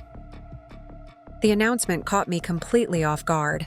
In all our conversations about business challenges, financial planning, and future goals, Linda had never mentioned being interested in dating or feeling ready for a romantic relationship. Her entire focus had been on building stability for us and recovering from the devastation of Dad's betrayal. "That's wonderful, Mom," I managed to say, though I wasn't sure how I actually felt about this development. "Tell me about him." "His name is Richard Martinez, and he's a real estate agent here in Phoenix. We met when I was looking into possibly buying a small office space for the tutoring business." Richard Martinez. The name felt vaguely familiar, though I couldn't immediately place where I might have heard it before. Linda continued describing their meeting and early dates with an enthusiasm that reminded me of the confident, happy woman she'd been before Dad's affair had shattered her. Trust in relationships and her confidence in her own judgment. "He's been so supportive of the tutoring business," she continued, "and he really understands what it's like to be an entrepreneur. He has his own real estate company, so he knows about the challenges of building something from scratch." The way Linda described Richard suggested that their relationship had progressed further than casual dating, though she hadn't mentioned him in any of our previous conversations. This secrecy felt uncharacteristic for someone who usually shared every detail of her daily life with me, and I wondered why she'd waited so long to mention someone who was clearly becoming important to her. "How long have you been seeing him?" I asked, trying to keep my voice neutral despite the strange mixture of emotions I was experiencing. "About 3 months," Linda replied, confirming that she'd been maintaining a significant relationship while discussing business decisions and future plans, as if I were still her primary emotional support and decision-making partner. 3 months. During that time, we'd had countless conversations about the tutoring business, her stress levels, and her concerns about managing everything alone. She'd asked for my input on client decisions, requested my help with administrative challenges, and expressed anxiety about my potential transfer plans. But she'd never mentioned that she was developing a relationship that might fundamentally change her support needs and living situation. "I'd love for you to meet him," Linda continued. "Maybe you could come home this weekend. I think you two would really get along." The invitation felt more like a summons than a casual suggestion, and I sensed that Linda was hoping for my approval and blessing rather than simply introducing me to someone she was dating. This dynamic, my opinion carrying weight in her relationship decisions, felt inappropriate and concerning, another indication of how blurred the boundaries had become between her role as parent and my role as emotional support system. I agreed to come home the following weekend, curiosity and concern overriding my initial reluctance to interrupt my academic schedule for what felt like a command performance. The drive from Tempe to Phoenix gave me time to process my complicated feelings about Linda's announcement and to question why I felt so unsettled by news that should have been purely positive. Part of my discomfort was selfish. If Linda found happiness and support with Richard, my role as her primary source of stability and guidance would become less central to her life. The identity I'd built around being essential to her well-being would need to be reevaluated, and I wasn't sure who I was outside the context of being Linda's reliable daughter and business partner. But another part of my concern was protective, rooted in knowledge of how vulnerable Linda had become since Dad's betrayal, and how much she'd invested in our current family structure. A romantic relationship represented a potential threat to the stability we'd worked so hard to achieve, and I couldn't help worrying that Linda might be rushing into something without fully considering the implications.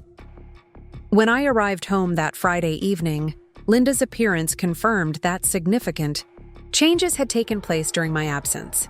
She'd gotten a new haircut that was more stylish and contemporary than her usual practical style, and she was wearing clothes I'd never seen before. A flowing blouse and jewelry that looked expensive and carefully chosen. The transformation was striking and positive, but it also felt like evidence of how much of her life was now influenced by someone I'd never met. "You look beautiful, Mom," I said honestly, hugging her in our familiar kitchen where so many important conversations had taken place over the years. "Thank you, sweetheart. I feel more like myself than I have in years." Richard arrived for dinner an hour later, and my first impression was of a man who was clearly accustomed to making good impressions and getting what he wanted. He was attractive in a polished way, with silver hair and expensive clothes that suggested financial success and attention to personal presentation. His handshake was firm, his smile was broad, and his attention to Linda was attentive in a way that seemed genuine, but also slightly performative. "Emma, I've heard so much about you," he said with practiced warmth.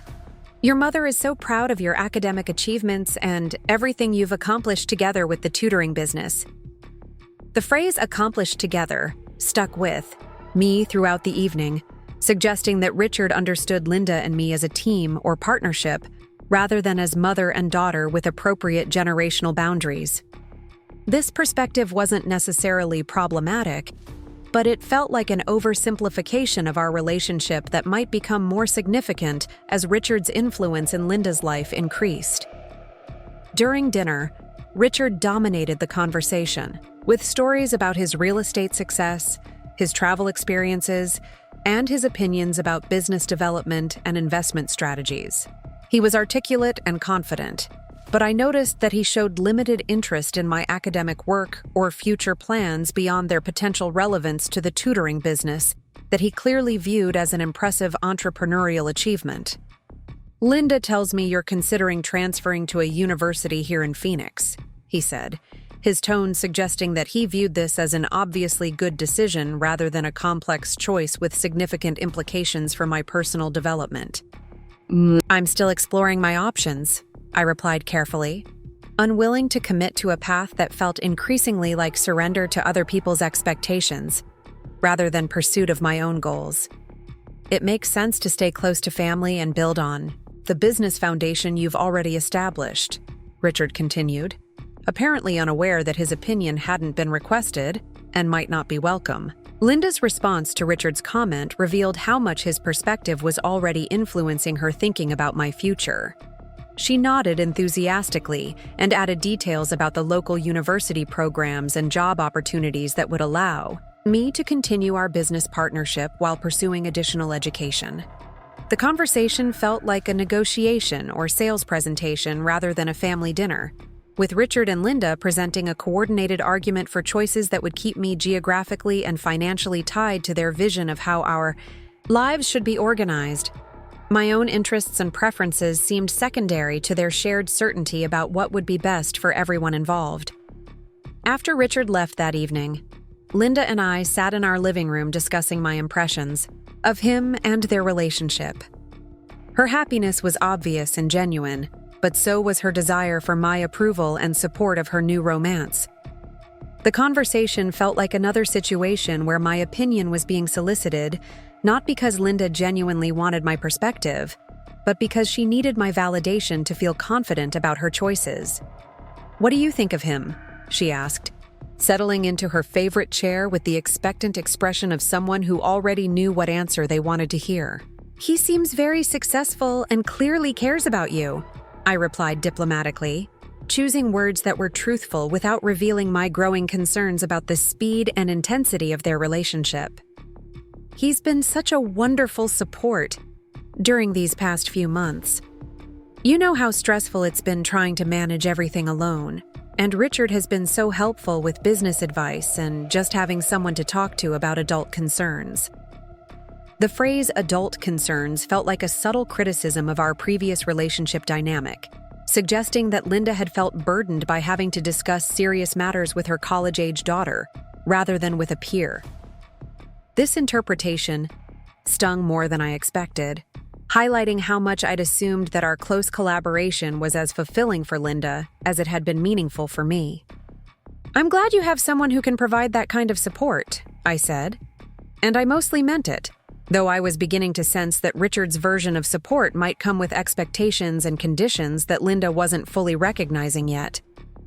"The thing is," Linda continued, her voice taking on a hesitant quality that suggested she was approaching a topic she'd been planning to discuss, "Richard has some concerns about our business arrangement and how much responsibility you've been carrying." My stomach tightened as I recognized the beginning of a conversation that was going to challenge fundamental assumptions about our relationship and my role in Linda's life. Richard's concerns were apparently going to become the basis for changes in our family dynamic, despite the fact that he'd known Linda for only 3 months and had no real understanding of our history or the circumstances that had shaped our current arrangements. "What kind of concerns?" I asked, though I suspected I already knew the direction this conversation was headed. "He thinks it's unhealthy for you to be so involved in managing my business and personal affairs. He says it's preventing you from developing age-appropriate independence and making it harder for me to establish adult relationships." The clinical language felt foreign coming from Linda, like she was reciting therapy concepts rather than expressing her own observations and feelings. Richard's influence on her perspective was obvious, and I wondered what other aspects of our relationship he'd analyzed and found problematic during their brief acquaintance. "Do you agree with his assessment?" I asked directly, needing to understand whether Linda genuinely felt burdened by our collaboration or whether she was simply adopting Richard's viewpoint without critical evaluation. "I think there might be some truth to what he's saying," she admitted reluctantly.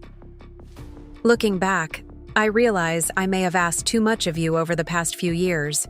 You should be focused on your own life and relationships, not managing my problems." The conversation continued for over an hour, with Linda explaining Richard's perspective on healthy family boundaries and age-appropriate responsibilities, while simultaneously trying to reassure me that our relationship remained important and valued. But the underlying message was clear.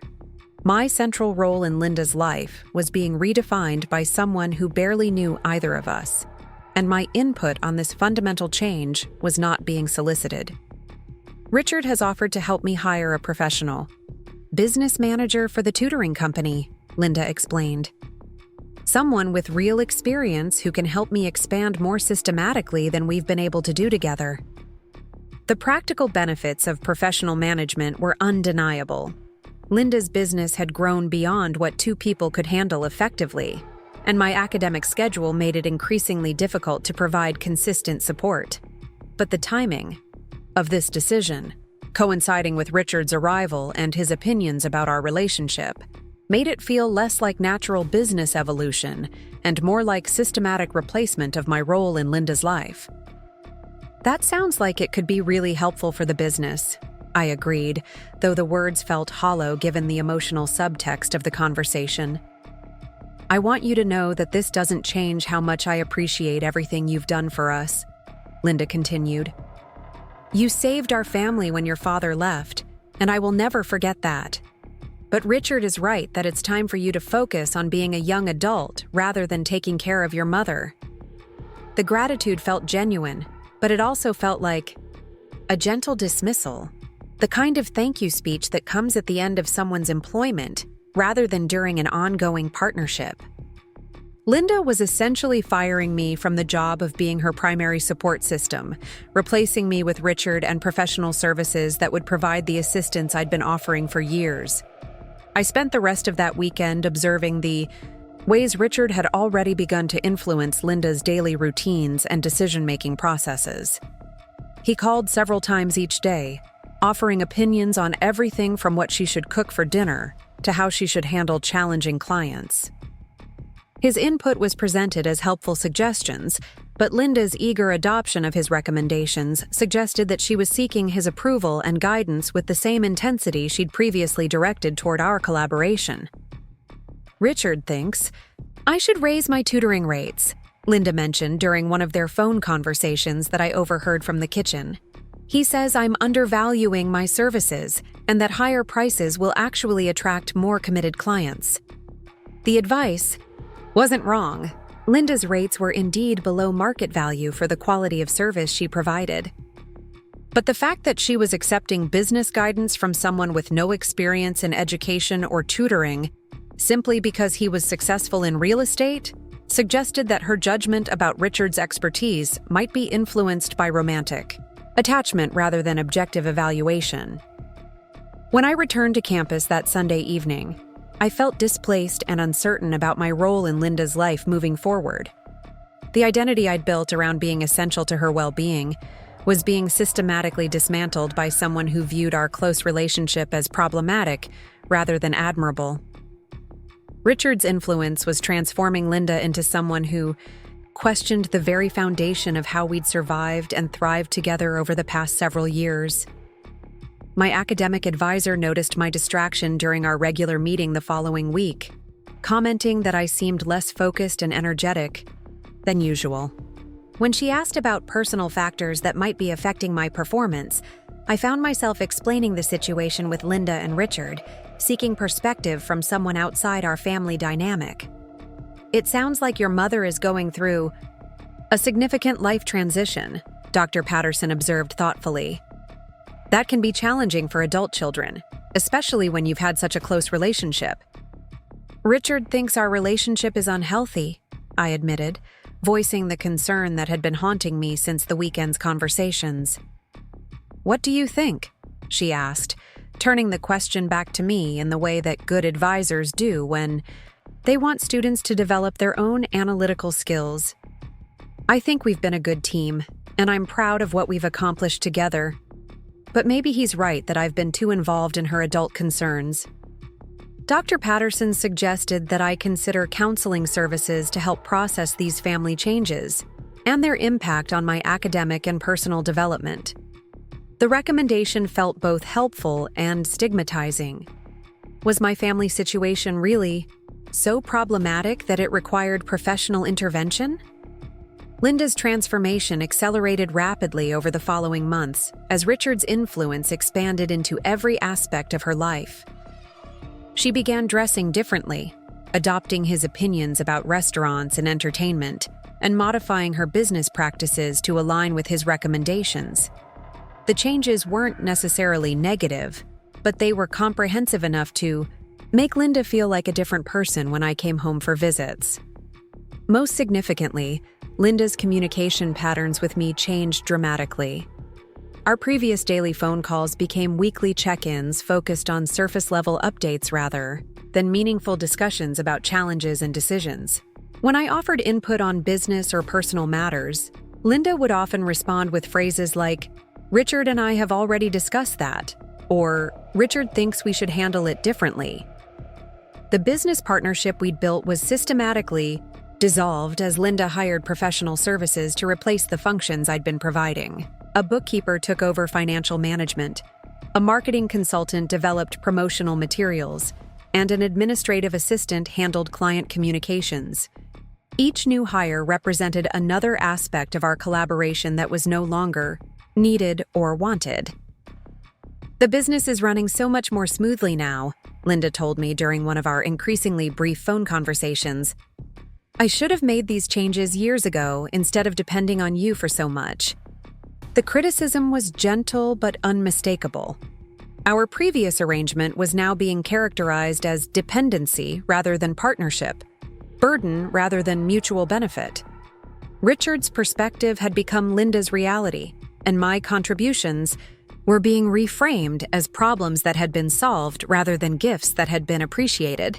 My junior year ended with a sense of displacement and loss that was difficult to explain to friends who couldn't understand why my mother finding happiness felt threatening rather than celebratory.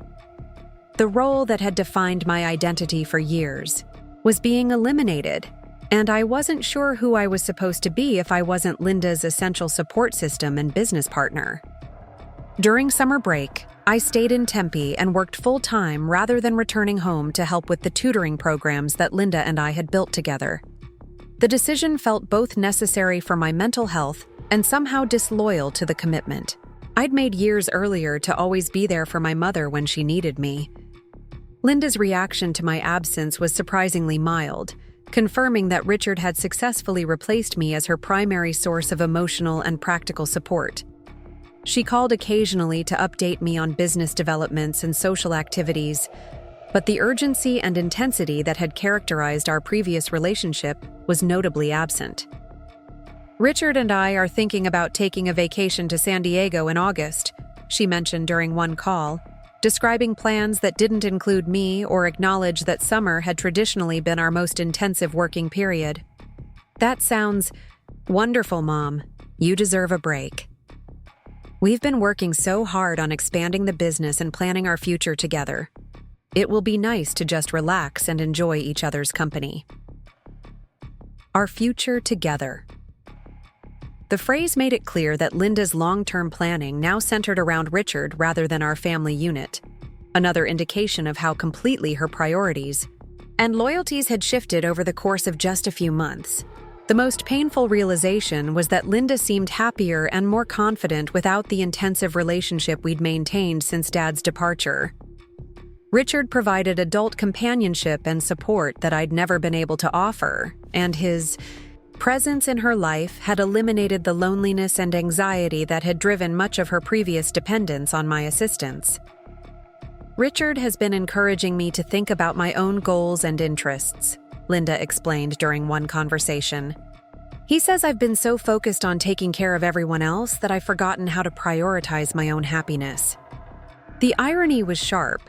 Richard was encouraging Linda to prioritize herself while simultaneously criticizing the close relationship we developed through years of mutual support and shared challenges. He was reaping the benefits of the stability and confidence that Linda had built through our partnership while characterizing that same partnership as evidence of unhealthy boundaries and inappropriate dependence. As my senior year approached, I felt pressure to make definitive decisions about graduate school, career plans, and geographic location, without the input and collaboration that had shaped every major choice I'd made since high school. Linda's availability for advice and discussion had decreased dramatically, and her perspectives were now filtered through Richard's opinions about what was best for young adults. "Have you decided about graduate school applications?" Linda asked during one of our brief calls in late July. "I'm still researching programs and trying to figure out what I want to study. Richard thinks you should focus on programs that offer practical career training rather than theoretical academic work. He says too much education can actually hurt your job prospects in some fields." Richard's opinion about my educational choices felt particularly inappropriate given that he'd never discussed my interests or goals with me directly.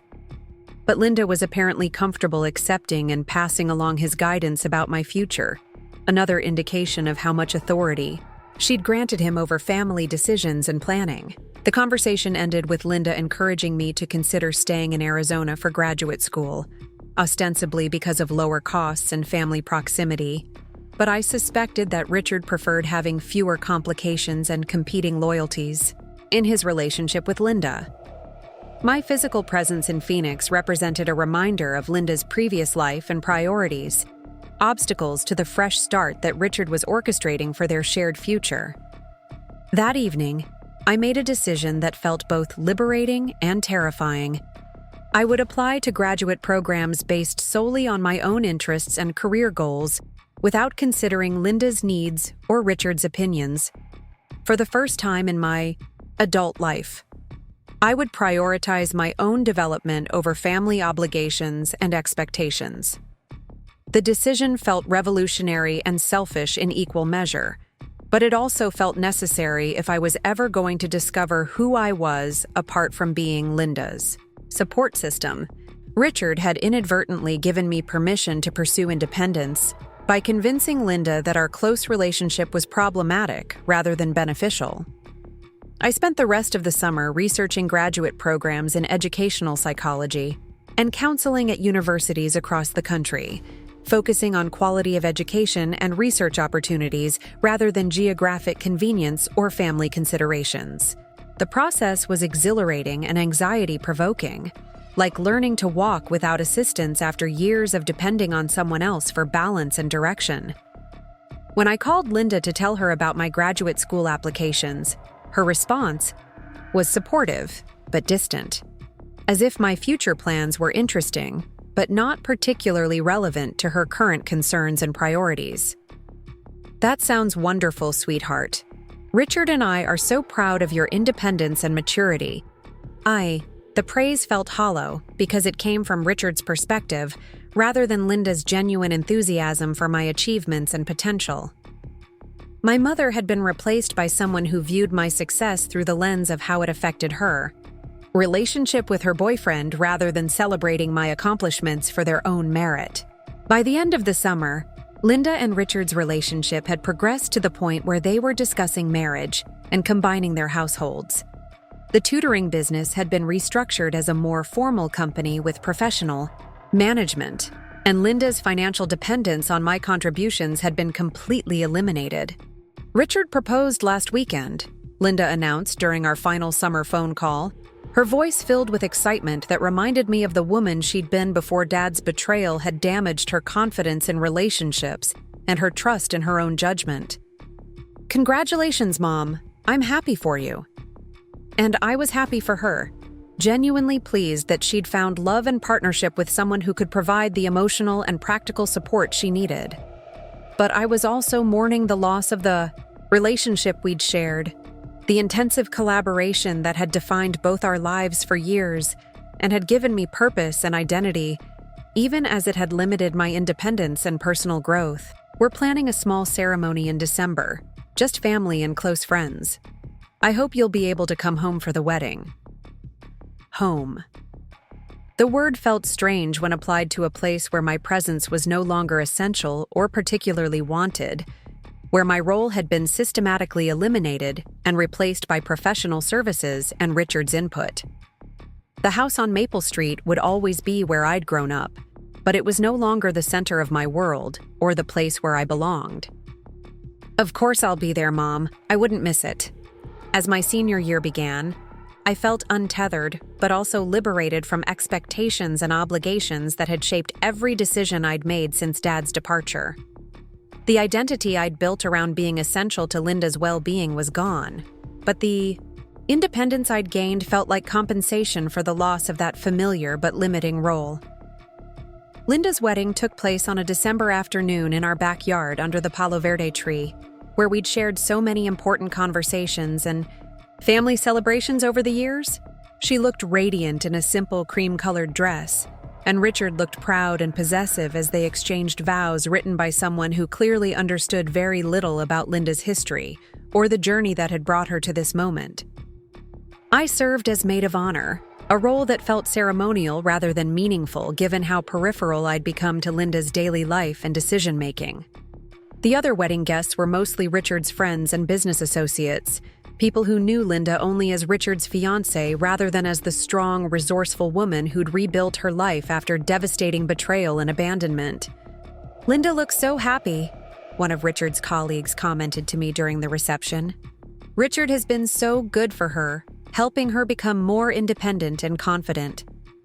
The comment stung because it implied that Linda's previous happiness and confidence had been inadequate or incomplete, that she'd needed Richard's influence to become the person she was meant to be.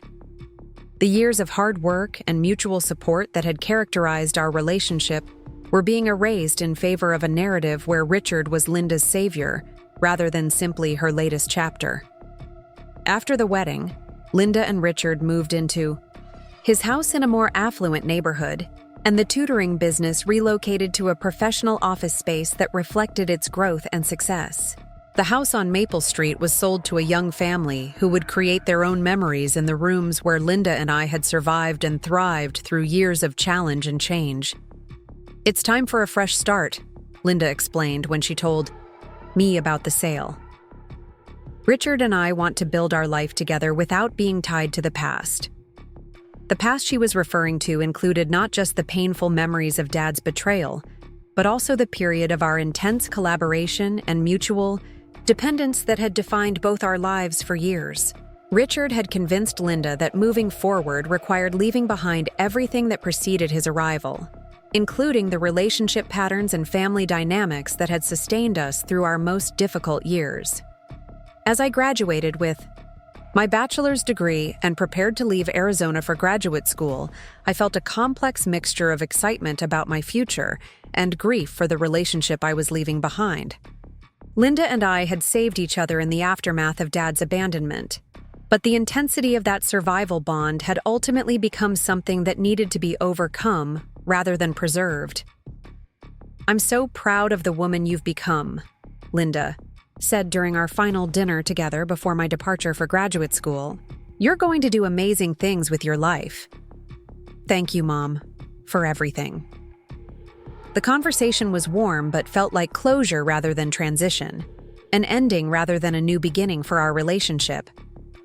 Richard had successfully convinced Linda that healthy families required clear boundaries and age-appropriate independence, concepts that weren't wrong but that had been applied to our situation without understanding the unique circumstances that had shaped our bond. Years later, I would recognize that Richard's influence on Linda represented a different kind of toxic manipulation than Dad's affair, but manipulation nonetheless. Instead of abandoning Linda financially and emotionally, Richard had isolated her from previous relationships and support systems by convincing her that those connections were unhealthy and problematic. Linda gained a husband and financial security through her relationship with Richard, but she lost the deep connection and collaborative partnership that had sustained both of us through years of challenge and growth. The trade-off might have been worth it from her perspective, but it left me feeling displaced and questioning whether the love and support I'd provided had been valuable or merely evidence of dysfunction that needed to be corrected. The woman who'd once called me every day for advice and collaboration now called occasionally for brief updates and holiday greetings. Our relationship reduced to the kind of polite contact that many adult children maintain with parents who'd become strangers over time. Richard had achieved his goal of establishing clear boundaries and appropriate independence, but the cost had been the elimination of genuine intimacy and mutual support between Linda and me. As I settled into graduate school and began building an adult life based on my own interests and goals rather than family obligations, I carried with me both gratitude for the strength and competence that years of caretaking had developed and resentment about the ways that role had limited my personal growth and exploration. The experience of being essential to someone's survival had taught me valuable lessons about responsibility and resilience, but it had also created patterns of people-pleasing and boundary confusion that would take years of therapy and conscious effort to overcome.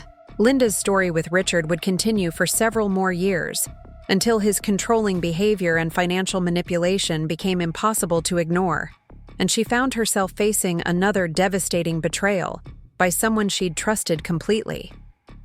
But that crisis would occur when I was no longer available to provide the intensive support and collaboration that had characterized our previous partnership, and Linda would need to develop different resources and strategies for survival and recovery. The lessons I learned from watching Richard systematically dismantle our relationship while convincing Linda that he was helping her become healthier and more independent would prove invaluable in my future career as a counselor specializing in family dynamics and relationship boundaries. But the personal cost of losing my closest relationship to someone else's manipulation would remain a source of sadness and caution that would influence every subsequent choice I made about love, loyalty, and the appropriate balance between supporting others and protecting myself. Up next, you've got 2 more standout stories right on your screen. If this one hit the mark, you won't want to pass these up. Just click and check them out.